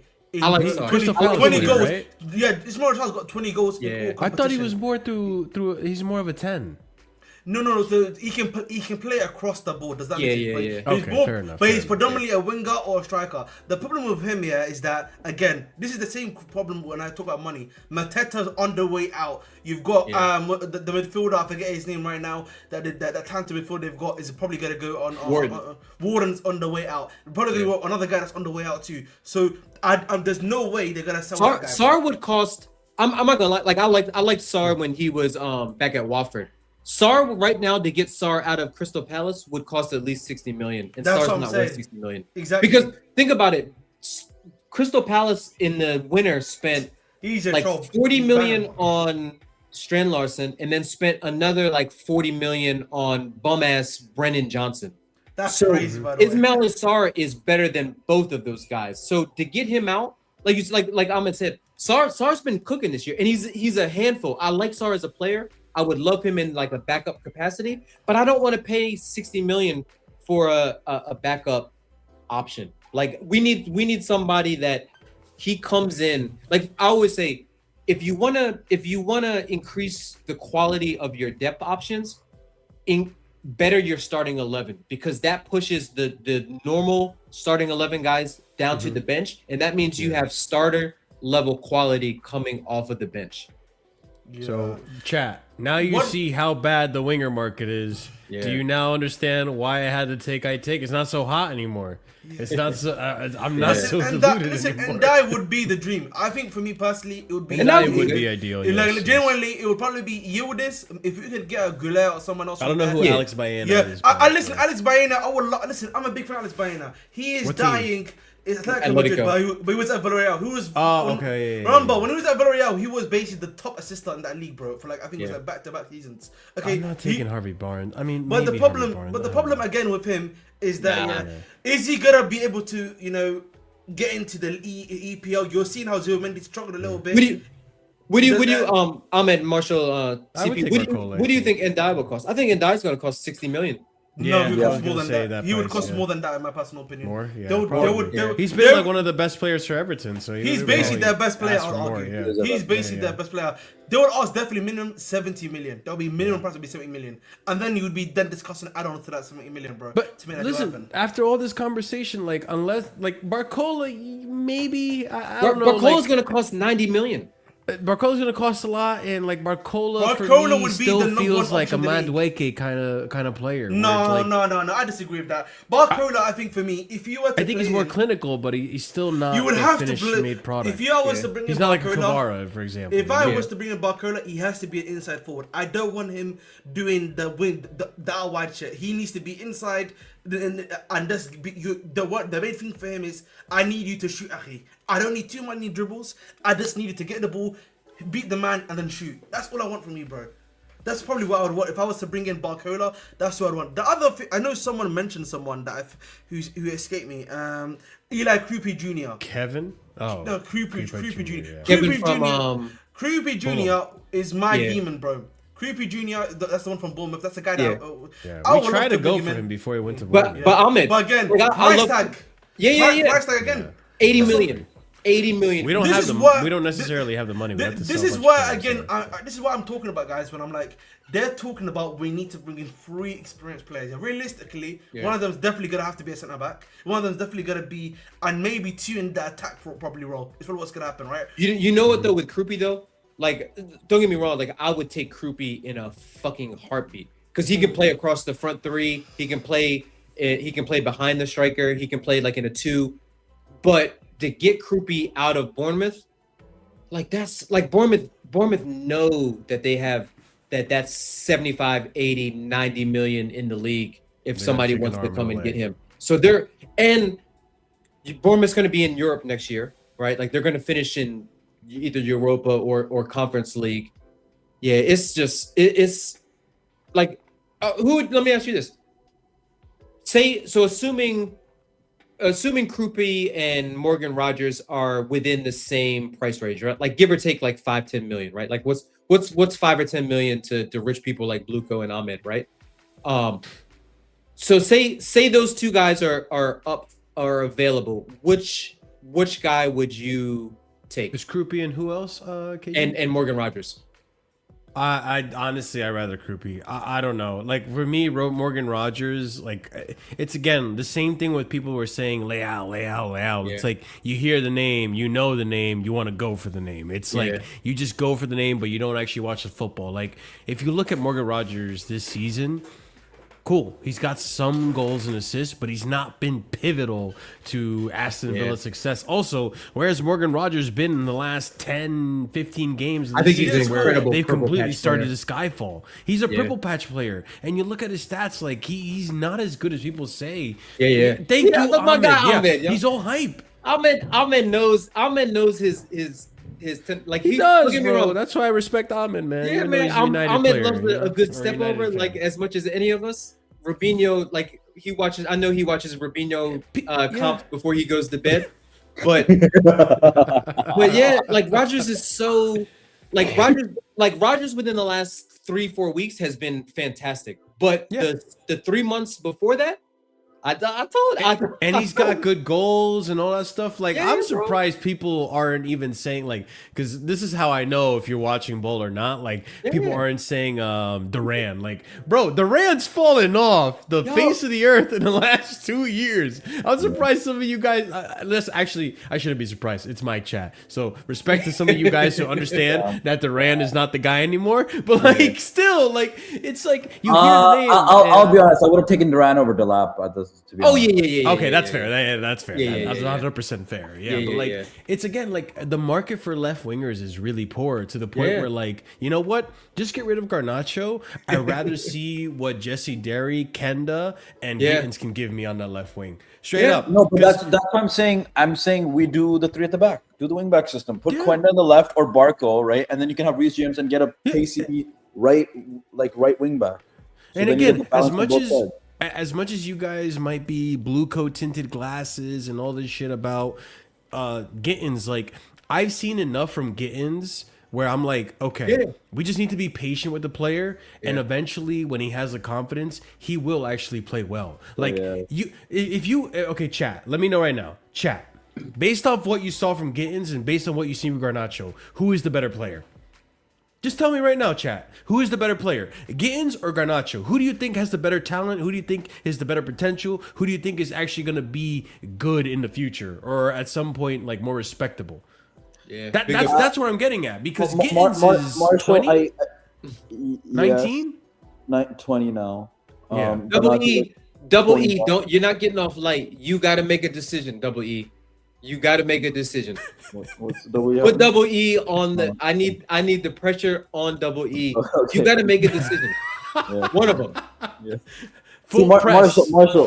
Gangan press on EE, bro. Full prime Jurgen Klopp, like three guys rock and roll football. football. Down, prime You see, Barcelona. but you guys agree. Fuck It's at 49. Gittins. Okay, is the better talent than he said 49. Garnacho. He said 49. He said The 49. problem with Gittins, you know, low key guys, This our wingers. nah. I want to You know say what, something. bro, I want to say come something on, that's. bro. I'm about to say something that's a bit nasty about some of our wingers. Next season. Okay. You know, the hamstring department for some of our wingers, The particularly hamstring Gittins. department's crazy, bro. No, man. It's no joke, Marshall, man. Like, if we're being honest here, let's look at it like this here, guys, and let me look at the camera properly. Guys, Gittins, since January, essentially, has had back-to-back hamstring problems, bro. He's not played. He's come back from injury. He's on the bench and he's been like. I mean, I understand that, but my argument is always he's young. These young players. Marshall, like, you know what this is giving me? You know what this is giving go me? for it. And I'll be honest, the talent is not even close. This is giving me Lavia. And Lavia is a way better talent as a midfielder than Gittins is as a left winger. Man is injured. Where is Lavia again today? Where is this man? Where is this man? Loki, I know. Listen, Loki, I know everyone loves him and he's our guy, but Steve is another one, bro. Esteval is another one, bro. You know, he's been since January inconsistent. Now he's got a great hamstring. Those are stuff what I'm looking at, and I'm like, guys, I hope you guys recover really well. Yeah, And actually come but back you know stronger. though, but I'll say this though, Lavia, you don't give the benefit of the doubt because he has a long injury history. Giddens and Esteval, I look at Esteval as I thought it was a freak injury, and I thought that maybe as much as he's played at a young age contributed to it. But for me, what I want from a winger is I want you to be able to beat a man 1v1. Yeah. And if you don't do that, big up zombie. And if you don't do that, like I can't. Like Giddens has at least done that. Yeah, like in multiple occasions. Dribble. And I hear all Garnacho the criticism. can. I hear all the criticism for Giddens. He's timid. He Yes, I doesn't understand. sometimes Yeah, know yeah. when to take on a man, when to recycle possession. I'm like, don't get this wrong. When all of us that are picking Giddens, we're not saying Giddens Which is the majority of chat. I've not seen a Garnacho shot yet. But KG, I just googled it. His injury history. Giddens is injured a lot. Is it? Yeah, like if you pull it up. So is it hamstrings? So 21-22, it's torn ankle ligament. He's out for 124 days. 21-22 again, shoulder injury 15 days. 22-23, shoulder injury again 87 days. 22-23 again, same shoulder injury 16 days. 22-23 again, shoulder injury 104 days. What the fuck? Is he a boxer? Why has he got so many The only shoulder time he's injuries? been healthy, is the season we hook, bought him right off out of. Yeah. The only time he's been healthy is the season we bought him from, which was 23-24. Oh my god, I didn't know that. Hey, that's CP crack. Your big up to your intern for pulling those stats. That was fantastic. Yeah, because I That's just wanted what, to Google. but you see what I'm saying, KG? That is a crazy injury history. Yeah, I didn't that know I wasn't even aware of. By the No, way. it's So not that- good. Man, Yeah. culprit chat. I did not know Giddens was I had an zero injury clue. prone player. I thought Yeah. I thought last year when he wasn't shoulder, playing. yeah, he's got the same shoulder injury 3 times in that 1 year, 22-23. He missed like over 200 days. The thing Oh, is, like, you. That's a crazy going, bro. In that ways, man. Well, I'm hearing Giddens has been doing too many power bombs, man. Yeah, and I mean, that's zombie. why his shoulders he power keeps carrying bombs? people bang, slam people like this. You know, because last year when Dortmund sacked their manager and they went from playing with wingers to back three, I understood that, right? Like he wasn't like he got dropped because it was a formation thing. Although you're like, you know what? If you're that good, then they probably would have found a position for you. But yeah, that's alarming. But then that goes back to recruitment. Why are you buying an injury-prone player like that? The thing is, for me, like, Shout out to the Man City Academy. I'm Shout out to a the Man City strong Academy. believer. Joe that, Yep. yeah, true. I'm a strong believer that it's one of those things that when the players are young, they, especially if they're coming into this league for the first time, right? I'm a strong believer that when players are young coming into this league for the first time, your body has to adjust to the physicality. You can do the shoulder barging and you can get stuck in and all the stuff you want, but because it's not as physical as like Bundesliga or Ligue 1 and stuff, yeah, you're going to get injured. And then eventually your muscles are going to adapt to the league. You're going to be stronger in some tackles. It'll get stronger as a result of like injury. Like your body adapts to your surroundings. I do think that's when you start getting injuries, and then eventually it calms down. I mean, listen, look at, for example, and I know this doesn't work for everyone because I know people are going to say an example like, oh, but what about Lavia? Because he was in Southampton, he didn't get injured. The thing is, like, look at, for example, Fofana. Fofana this season didn't get injured. Yeah. But he went through that phase where like he was recovering from injury, your body needs to adapt, it gets injured again, it's all that stuff. Esteval too, like gained a little bit of bulk, but like he was getting injured because this is the first time in his I just think the physicality demand and the schedule too demands so much for your body that your muscles are eventually just gonna give out. They're just like, fuck, dude, this is too much. And your body just needs to get stronger after that. So would you say, I think you got to give me and Ahmed, especially Ahmed was the first, and I think I joined a week and a half later on this. Sure. The once in a week gimmick, you know what I'm saying? Like, hey, 1 game a week. No, I don't mind it. Right? Yeah. I think the other thing to point out for Fofana, by the way, just to add this point real quickly, is that although yes, Fofana this season has been pretty much fit, you can also see that Fofana has lost something, which is like of the former player that he was to, right? I think he lost a partnership that he really relied on. I think he lost brain cells. No, I don't. I was gonna say the brain cells. I agree with KJ. Yeah, because I don't think he's been bad since Cole has come back. Like, but that's just 2-3 games, you know. Fofana's weird to me, right? Like a player like him that suffered so many lower body injuries, right? ACL, bad hamstring. I would expect him to be physically cooked. But I don't look at him as being like I look at him as still being a good athlete. I just question everything like this blanket that I have on, everything that's showing my head. That's what I question about Fofana. Everything from the neck up. I see. KJ is so spot on. Like for me, like a lot of his issues, if we're being objectively honest now, is that mentally he's like working with a child, bro. You know what I mean? You know what I mean? Yeah, man. Fuck the Knicks, man. Fuck the Knicks, man. I don't even know when the Knicks played. Like, I feel like they haven't played in 2 years. They're playing on Tuesday. They're playing on I think Monday, I believe. Monday or Tuesday. Tomorrow, yeah. Oh wait, it's Monday. Yeah. Dude, I'll be honest. OKC Spurs. You know what? OKC Nation, Spurs Nation, because I can't have the Arsenal of the NBA win this championship, man. The most annoying fan base.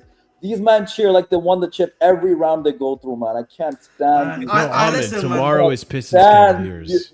Game 7, yeah. James Harden, Game 7, Hate Fest. We will be there. James Harden will drop the ball. I can't lie. Bro. Listen, I'm just gonna say, man, I'm tired of that side talk shit when they win every game, man. That shit is. That's what I'm talking about. That's what I'm talking. It's one game. We need to give up, man. Act like you've been here before, man. Act like you've been here before. Do you guys think that there's a getting back to Chelsea? Do you think that there's I don't think Fofana is very movable. Like I don't see many teams, unless he wants to take a pay cut wage wise. I don't see many clubs that would be able to afford him that would actually want him. I could see him going to Bayern. I'm not gonna lie. I think genuinely. Bayern like some suspect center backs. I genuinely think. That's not what I meant, but sure, you're not wrong. France would be a great spot for him. I think Marseille. It seems like he misses France. Listen, Marseille would take that guy back in a heartbeat. He needs to go wherever he can go to get a clean driving record. They can take him back all they want. Who's going to pay the 200K? Who's paying the 200K? That's the problem. Can I ask a question here? Yeah, I want. Listen, I can say this because I'm the controversial one in the stream. Okay, I'm gonna because go for it. Go for it. Dig the hole. I know. I mentioned Marseille, and I want to make my own personal views clear. I would refuse to take this guy at my football club. I don't want him here at my football club. But I feel like he would refuse to go to Marseille. Marseille are in shambles right now. I'm not talking about He's not talking about Fofana. Okay, go for it. He's gonna bring another player. I'm just making my own personal views about this player that plays at Marseille clear. I would personally not want him at my Greenwood. He's saying Greenwood. It's Greenwood. I know. Greenwood. I don't disagree with that. The reason why I'm bringing up Greenwood, is because allegedly there are a lot of clubs interested in him, and unfortunately, we are one of the few clubs in England who, for some reason, just loves to bring in scumbags, and it will just be accepted that we brought in scumbags before. Under this ownership? Who's the last scumbag that we brought in? Yeah, under this ownership though, not Roman. Not necessarily brought in under this ownership. Technically, Enzo is like Garnacho. Garnacho's the last scumbag we brought in. Garnacho is also technically a scumbag, but like in the previous ownership, the easiest answer would be like Alonso, for example. No, that makes sense. But I'm saying this ownership, Enzo became the scumbag here. Garnacho technically was the scumbag as well. Like I think for me, like Mudryk is kind of up there too. To be fair, Joey Swole calling him out and shit. But that was when he was at Chelsea. That's when he was at Chelsea. He got tanned, right? But like the point I'm trying to like low key.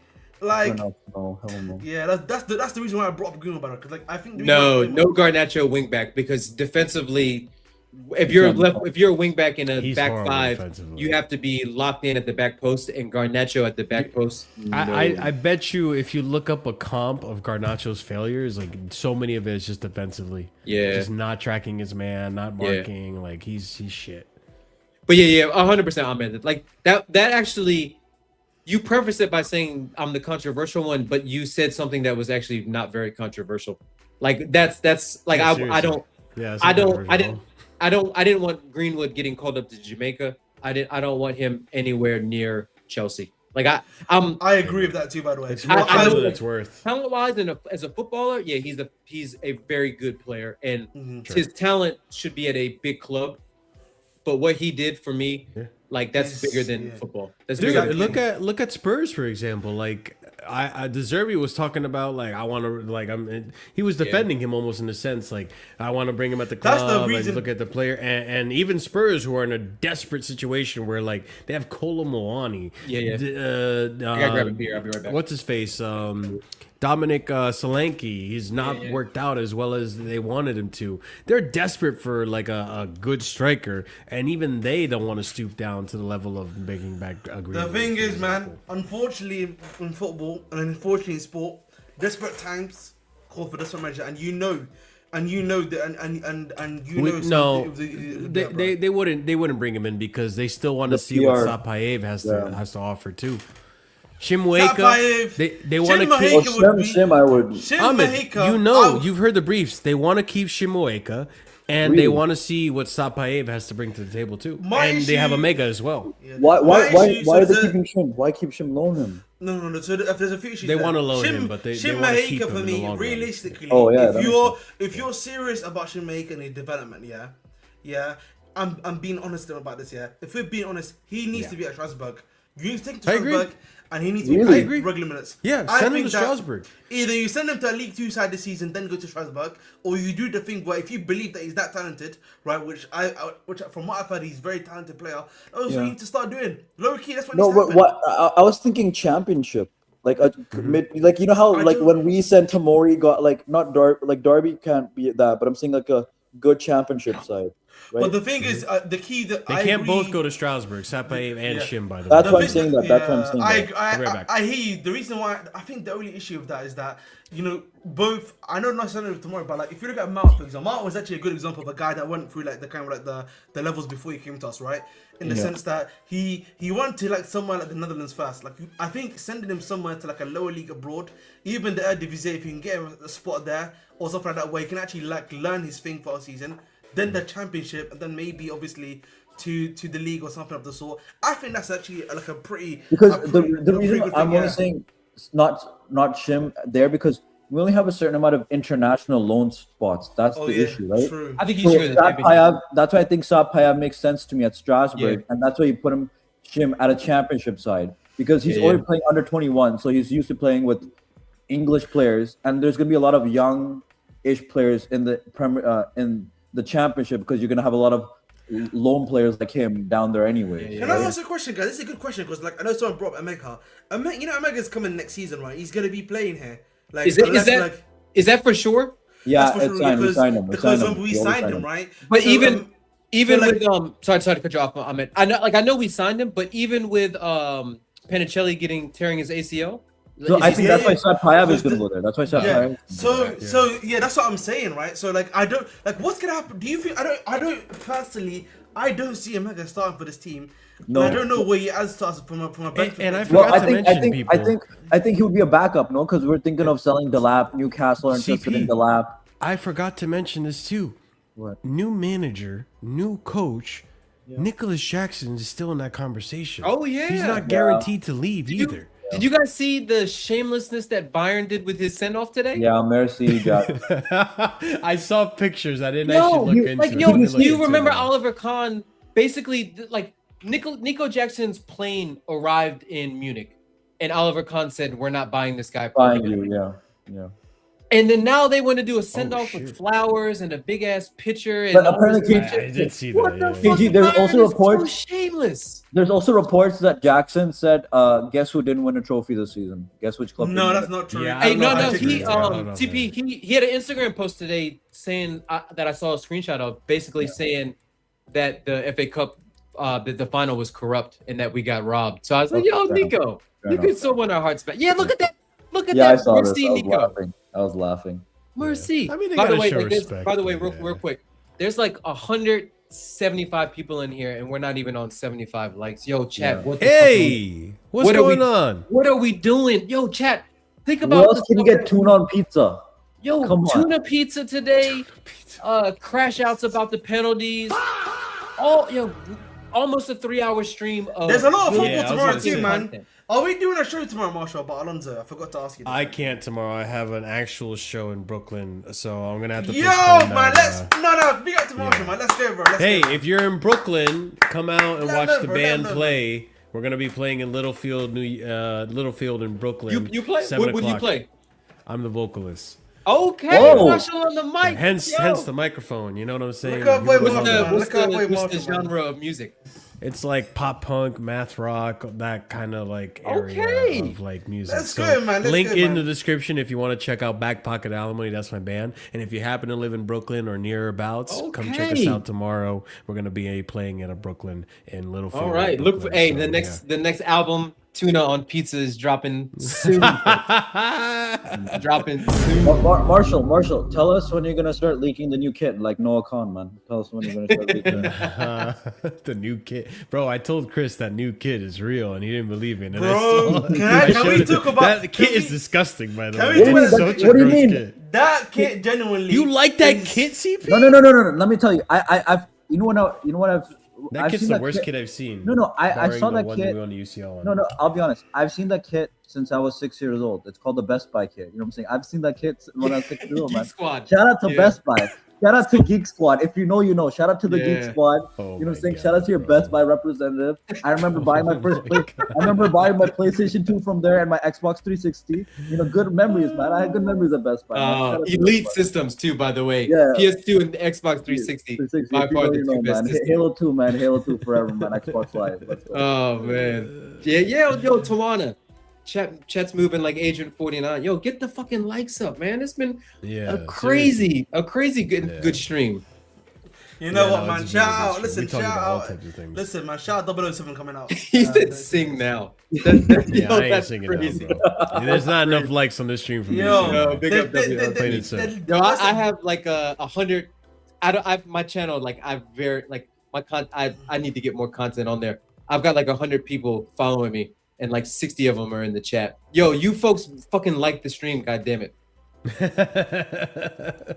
big up to everyone and good call. AG, maybe you can do a pizza review. You know what I'm saying? Try different ingredients. You know. So I I'm not do gonna want lie, to try like, tuna on pizza because the Yo, tuna when at we- least the texture is I closer told to you, chicken.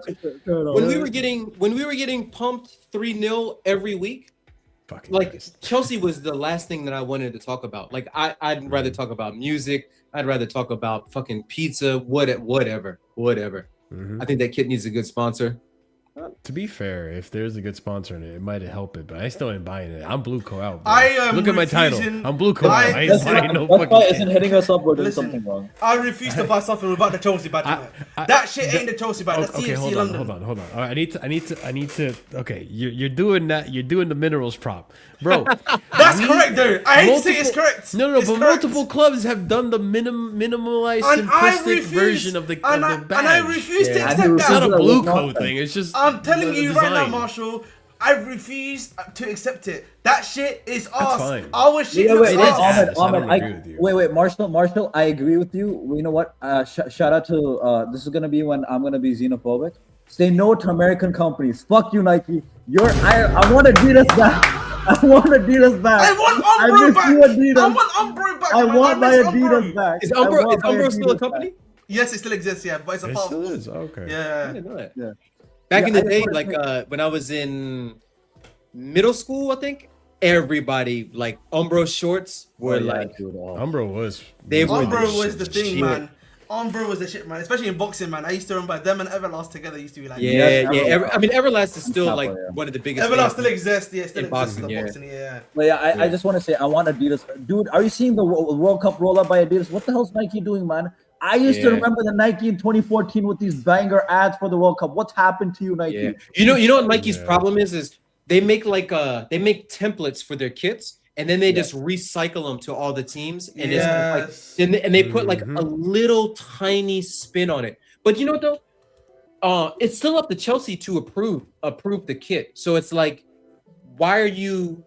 If you think it's trash, why don't you just say no? Run me some more designs. Like you can say no. Like you signed the contract just like they signed the contract. So You know what the the only problem thing I is, like about- KG? Huh?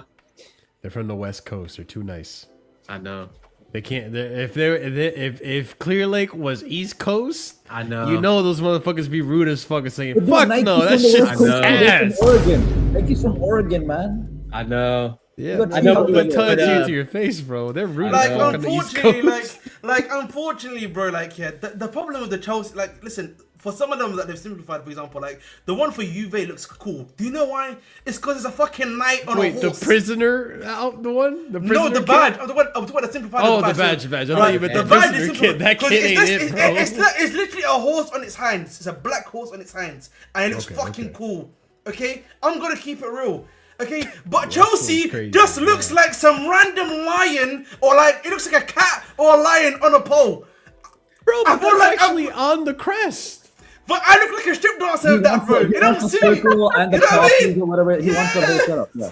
Like the problem is like No, because Marshall, It's the I'll be whole honest. thing. It's a It's the lion whole on thing. stripping pole, by the way. I just You know what's realized weird that. Yes. Weird It's is fucking. I like it. Because I Marshall, like our- I'll be honest. What's the difference between us and Villa right now? You just changed the color. True. It's the same shit. Yeah. I'm gonna If pull you up the take away kid. the You're circle, right, you're right. And, But you and know, the, but and the CP, accoutrements around it, like what's the difference? but CP, I like our away kits. I like our third kits. Oh, our in the third kit I like. 90s. Bro, I love how I It's put just a CSCLDN whole and already automatically knew what the fuck I was talking It's just every year the home kit is just so Bro, it's so the only average. good one was the Poch one. Low-key, the Poch one was the only was a good good one. kit. Yeah, that was a Like the good Poch kit. home one was the one with the gold and the white on the back. That was Yeah. actually Oh. That Yeah. was really good. Yeah, What's but like, the third kit look like again? What's the third kit look like? Was it the one with, like, the- I'll pull it the- up in a minute. Yeah, hold up. I'll actually go find the image. but of like all the you kits. see, the problem with our badge, yeah, if you just create a Marshall game, just pick up the regular Chelsea badge. That's the regular Chelsea badge. That's the Chelsea badge. Yeah, right. 1 second. Images. Boom. Ah, fuck. All right, hold on. Open image in new tab. Boom, boom, boom. Wow, really? Okay. Not the best quality, but here, it's right here. Right. The reason why look, but the thing is, like, you see our whole thing. Our whole thing is like it's almost like part of us, a couple of things. It's like a set within like a set. Does that make sense? Like everything like actually works together. It's the whole thing. If you just bring up the line and the pole by itself, yeah, I don't know what that means. What does that mean? I love how you call it a pole every time. What It's like- is this yeah, supposed to be? Like it's by meant the to way? be a Is this staff. It's like a staff. It's technically like a Yeah, staff. staff or a Yeah. step. Yeah. Yeah, but like you've just got a line of But a when you staff. say pole, I just imagine you said stripper. Yeah, I now just that you imagine- ruined it with the stripping bullshit, Yeah. bro. I can't lie. But like that's what it looks This like is to the- me. the Like new kid, yeah. it just looks like a staff and like a line holding it. Wait, wait, I is don't the- mind the. I'll Is be the honest with black you, one the like, third kit? I don't mind the badge. I hate the on Cole Palmer's like stomach, his torso. Yeah, I hate don't this. like that I shit. hate this. Yeah. I hate this like Like all background. the stuff in the background. Yeah, like yeah, even I the agree. Chelsea because the logos and maybe that stuff might be like photoshopped out or what. Maybe that might not be the actual like end product, but No, it's there. This is the actual end product. They showed it. Like someone, I forget What, the who. He golfer? was like a tennis player or a golf golfer, player. yeah. He was wearing it. Yeah, he was wearing it. Actually, Wait, Some is the people say black they one the don't third color. kit? I don't like it. think Looks like so. a. It just looks That like a looks normal clean. polo I like color. that. I like the black Yeah. one. Yeah, this one. Yeah. Here, you can see it right here. But I don't see the. Do you This is see legit. the stuff You like can see the? it. Yeah, you can see it. Oh, a Low-key, little you bit, can see okay. it. Like A little- it's tough to see in this image. In this. Yeah. But like, this, look at that, bro. Yeah.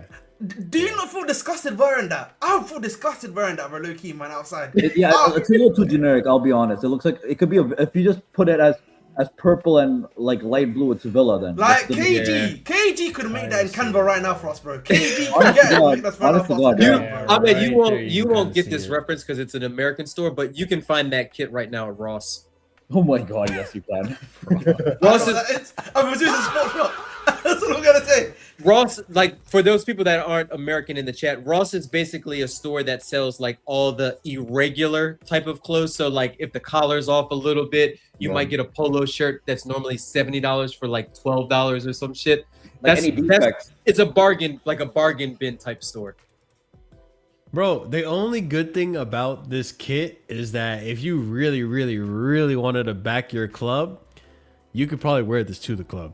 especially Yeah. in Jersey, where there's like a dress code and shit. You Yeah. got at the collar. You can definitely wear that probably on rock Casual shit. Friday at your work. There you go. Yeah, exactly. Put a little bow tie on it if you want. I don't know. Yeah.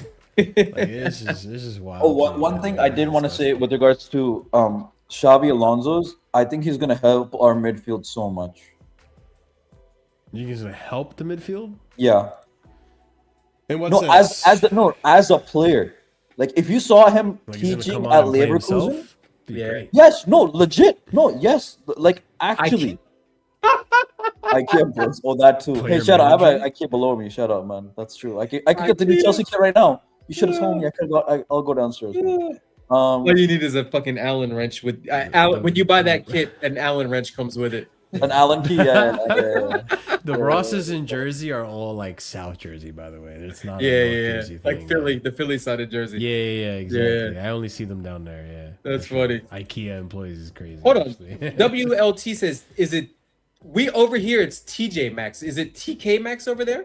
TK, yeah, it's called TK Maxx for us. Yeah, TK Maxx. It was the same shit. Oh, that's cheeky. Wow, I didn't know that. That's a fun fact. Yeah, it's TJ Maxx in the States. Marshall, you went past the restaurant, not the shop, like when you were over. I didn't notice, man. I was so in awe by everything, and I was more worried about the weather. The weather. Yeah, I was more worried about the weather when I was over there, man. Listen, say that again, Marshall, when you come back to England. The weather? Yeah. When he comes Sunny, back to England, he innit? says that to me. I'm gonna make sure I get him into the most hood area Listen, I possible don't want to expose the and group just leave chat, him man. there. I deported you That's already what I'm gonna once. say. You know what I'm saying? Listen, I'll deport you twice. I'll make sure to deport you. Don't you worry. Hey, I got Ice's number too, man. Don't you worry, man. I had This the guy's international crazy, calls. Yeah, nah. I love British slang. Every once in a while, I work some like British because I do so many podcasts with English people. Like some British sayings come into my normal, regular vocabulary.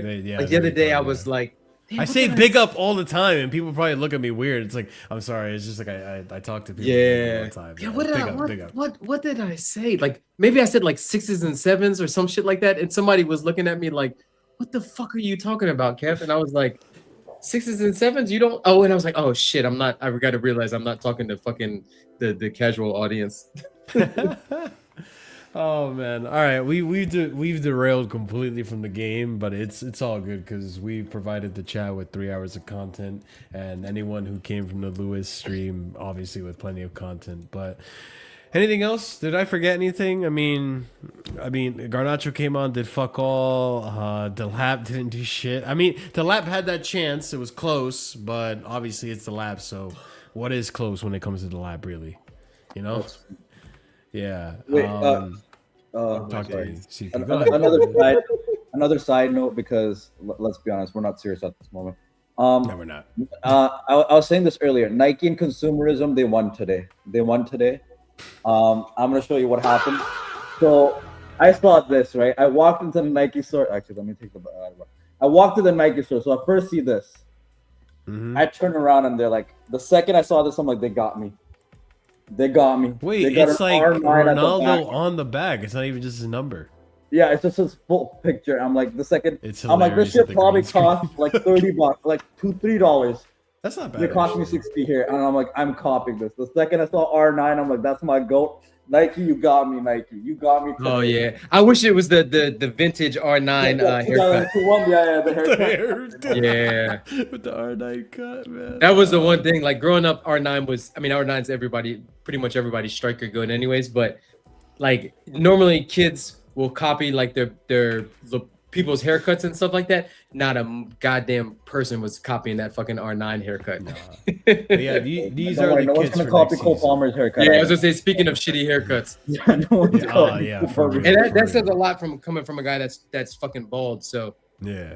you know it. Yeah. The only kit of these that I like is actually, I think this is the away kit CP, and I think the black kit is the third kit. Oh, I like, With, yeah, the black AI kit looks João clean. Pedro. I like the black kit. And I like the little laurel things on the. That's what I'm saying. The black I'm not one, a yeah. fan.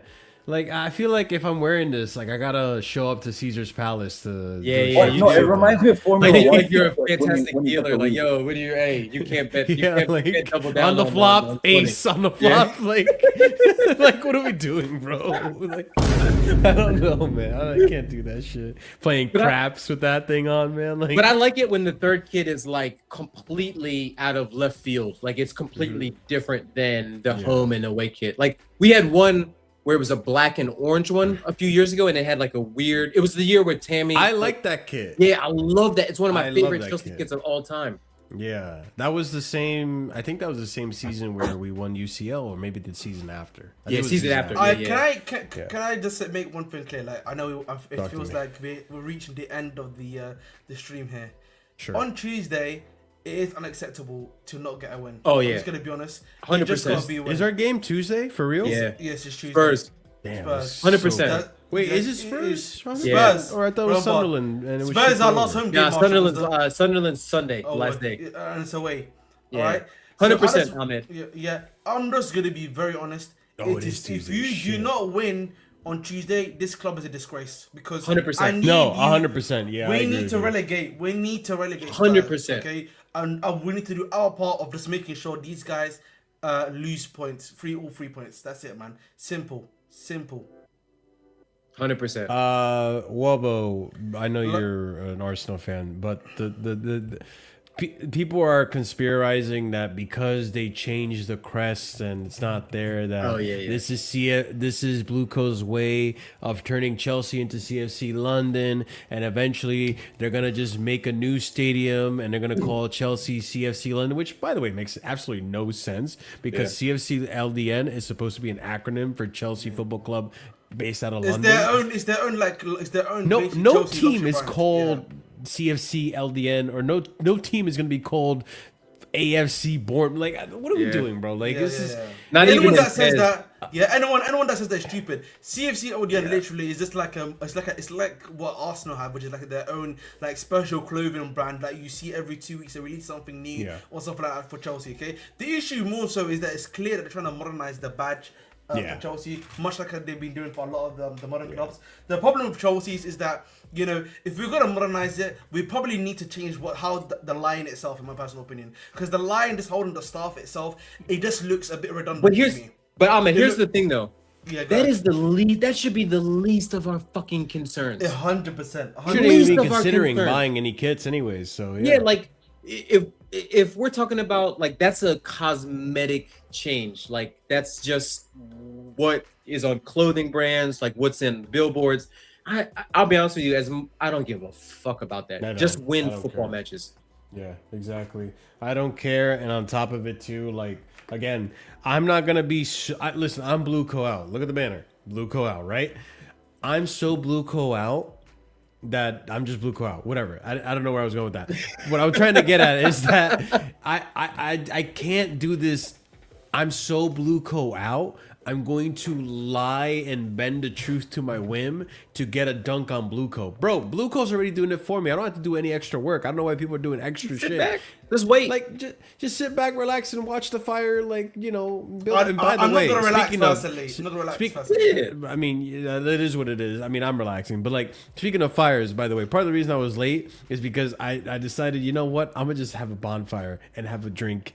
And I just wanted to see something else burn outside of my club. FYI. So, yeah, that's why I was late, by the way, today. But, no, like, it's again, like, this whole CFC LDN and all this shit with the we're in depth, and I heard someone say, and I'm not gonna name any names right now on stream, even though I probably will later. I heard someone else say today, I was a content creator, say we're 4 billion in debt. All of a sudden, we doubled our debt from summer until now. We didn't spend in January. It's crazy how many people are going extra just to be so Blue Co out. Like, bro, I'm gonna just tell the truth, and that's enough. Like, you don't need to be extra to be Blue Co out. Just fucking just what they've shown I don't know about y'all. Like, for me, I like the truth. So when I start catching people lying, it actually gravitates me towards the opposite direction. Yeah. Where I start to like actually defend them more, and I don't want to defend Blue Co. Yeah, I yeah. really don't. But like, if you start lying, I start actually like, all right, no, come on, let's bring it back to reality. So that's just my 2 cents in that situation. But Any there you go, Blue Lounge. Mo, big up to you. Blue Lounge saying it too. Like, and he's not in on the conspiracies and all that stuff and all that shit. He's even saying it as 1.7, and we might even be 2 billion in debt, but 4 billion. Now we're stretching the truth. But Like there's a little bit of a difference between 2 billion and 4 billion. Like 1.7 billion and 2 billion. What's 300? What was it? 300 million CP around that? I think so. Yeah, right. Yeah. But yeah, 2.3 billion. Yeah, a little bit different. Yeah, listen. Final thoughts. Let's go, Alonso. Ridge Nation won the war today. You know what I mean? Hopefully, KG, you understand that now. I won the war. Listen, man. I'm looking forward to Tuesday. I might even get a ticket on Tuesday to see Spurs. Yes. Yeah, Can we get a first, man? For me, that You're actually gonna be proper Chels? Are you gonna turn around? Are you gonna like give your back to? Are you just gonna be like, we don't care about Clear Lake? They don't care about us. I want We to do just that. care about Chelsea FC. Listen, first and foremost, I have been going to the protest, unlike some of you guys. Okay, I've been to the protest as a local fan. Wait, Ahmed, Ahmed, you pulled a Neto, man. You forgot you got that first yellow. So there you go. You can hold Ahmed, that. I got you. You can hold that. But big up for you for going to the game. Ahmed, I got you. Wasn't it a coincidence that Marshall just happened to miss the protest when he was in London by just a smidge? Because he was supposed to be there for the protest, actually. But then You know what? schedule, You know quote what? You unquote know work what, CP? schedule, Just because you mentioned that, and my Mexico trip. I'm gonna give myself a yellow for missing out on that. All right. There Yo, you go. Coco There you said, go. how I'm many in favor. wars does Bridge Nation actually engage in? Dude. GDP must be low. Oh shit! Dude, at this point, he's like Genghis Khan, man. The amount of wars this man. I want to has. actually listen. Big up to Marshall. It's because Marshall didn't go that I got a free ticket to Brentford. So Is that Wait, home, was that right? supposed to be my ticket? It's no, it's your ticket. Yes. I got a free ticket, bro. I didn't pay a penny. So big up to you, mate. Let's go. Shout out, Ahmed. You didn't You're know? welcome, Ahmed. I thought You're you welcome. knew, but I big didn't up, know. I You're appreciate it. welcome. Oh, my Yeah, God. but like, There you listen, it is what. Listen, obviously, I want to see us lose, beat Spurs. Listen, I have not in that many wars anymore. I've won a lot of wars. You know what I mean? I've only lost 1 or 2 this year. I've won the vast majority of them, and that's a great from a British Nation perspective. But in general, hopefully we beat Spurs and we can probably end on a little high against Sunderland, maybe. A little, yeah. Get that little win and we'll just move on. Because listen, the World Cup is about to start soon.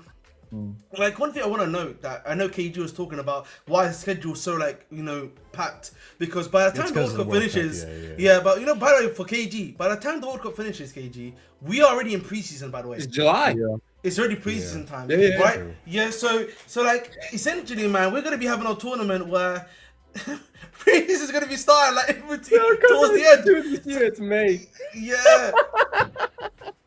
So listen, It's crazy, which is why it is important that Alonso, like, I don't know how soon Alonso will start the job. 1st of July. I am That's what they've hoping said. They said it's 1st of July. it's not going to be by Spurs. No, not at all. No. It will be for the new season, bro. Maybe like the 1st of July, it will be him being like the head coach, but I'm assuming the transfers are gonna happen within the June period and July period, if that makes sense too. Yeah, people, by the way, we are only like, what, 2 weeks away from the transfer window opening, and then we're going to start business. But sorry, I have a last question. There's a lot of happening. Yeah, go Do for you it. think to get the fan base back together on the is the last game at the Bridge Spurs? No, it's Spurs. Yeah. Spurs, right? So I forgot about this. We got Rock Nation. So do we bring on Jay-Z? Do we bring on Rihanna? Allow me to reintroduce You know myself, what I'm and saying? then Do we- Javi Alonso walks out. Javi Alonso walks out. You know what I'm saying? Let me just say this real quick. You know what I'm saying? And it's not Allow like me this- to reintroduce No, myself. My yeah. name is CFC London. No. You start like this. You start like no. You got, it's like you gotta live your life. You know that song? You got it. You know what I'm saying? And he just pops up. You know what I'm saying? The fireworks come out. You know the blue. We do got the I'm not gonna pyrotechnics lie, at the that would bridge. be- We do got the Walk pyro. off with the It suit. would be a little shameless considering where we are in the table, Yeah. but it would be. But it's our club. You know what I'm saying? And we got Rock Nation true. now. We got Jay-Z Yeah. with us now. We I got honestly- DJ Khaled. You know what I'm saying? I Shout out honestly DJ feel Khaled, like, man, let's go, man. I'm honestly like, this Rock Nation stuff was very tone deaf. I'm like, listen, man, I don't give a flying F about the American fans, man.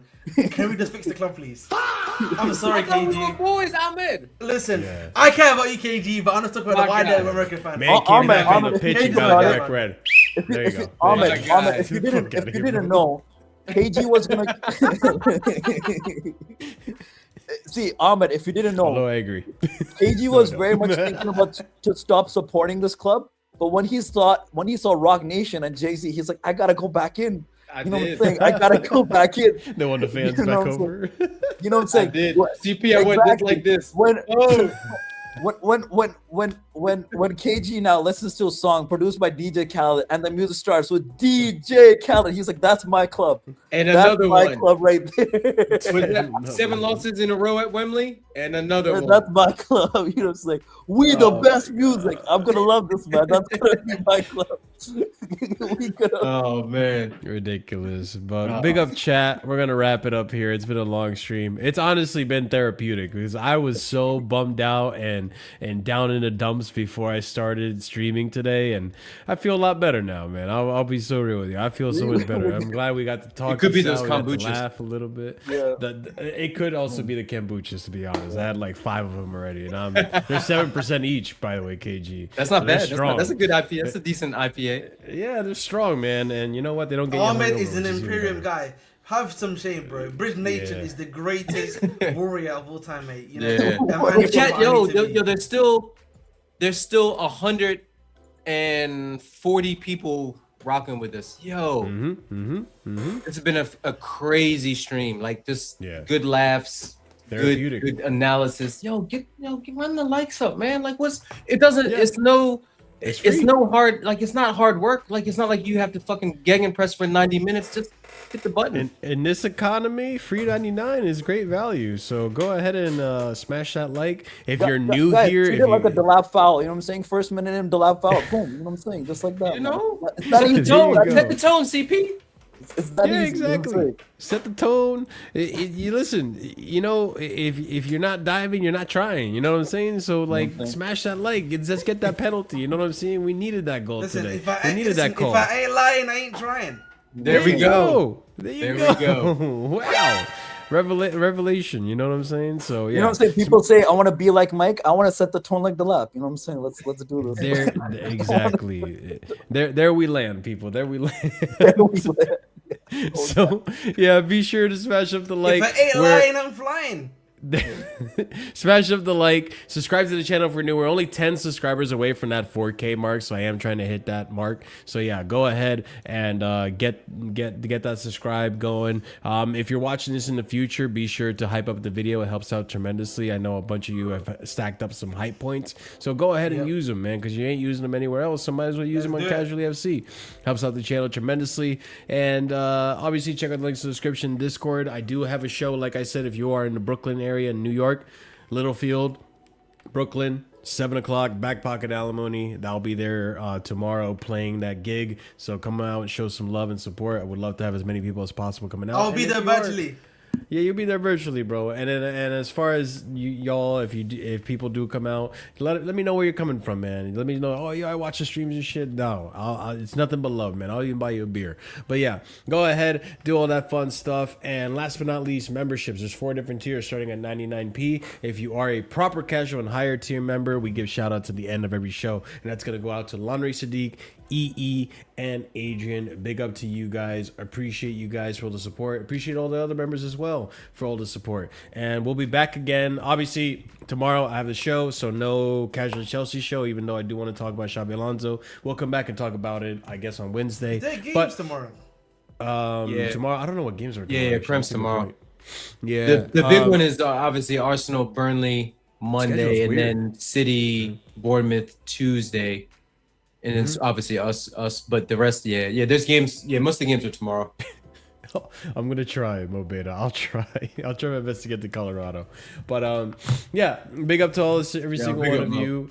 We'll be here. I'll be on Stoppies Monday to talk about obviously the game. on American Waffle.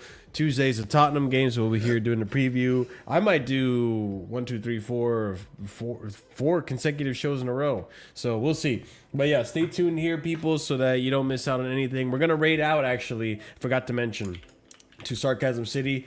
Let Flawless know where you're coming from. Copy and paste that raid message. Show some love. Smash a like over on his channel as well. All that stuff is absolutely free. And we'll catch you again soon. Have a wonderful night. Stay casual. Feel better. And stay blessed. And also, don't forget, before you go.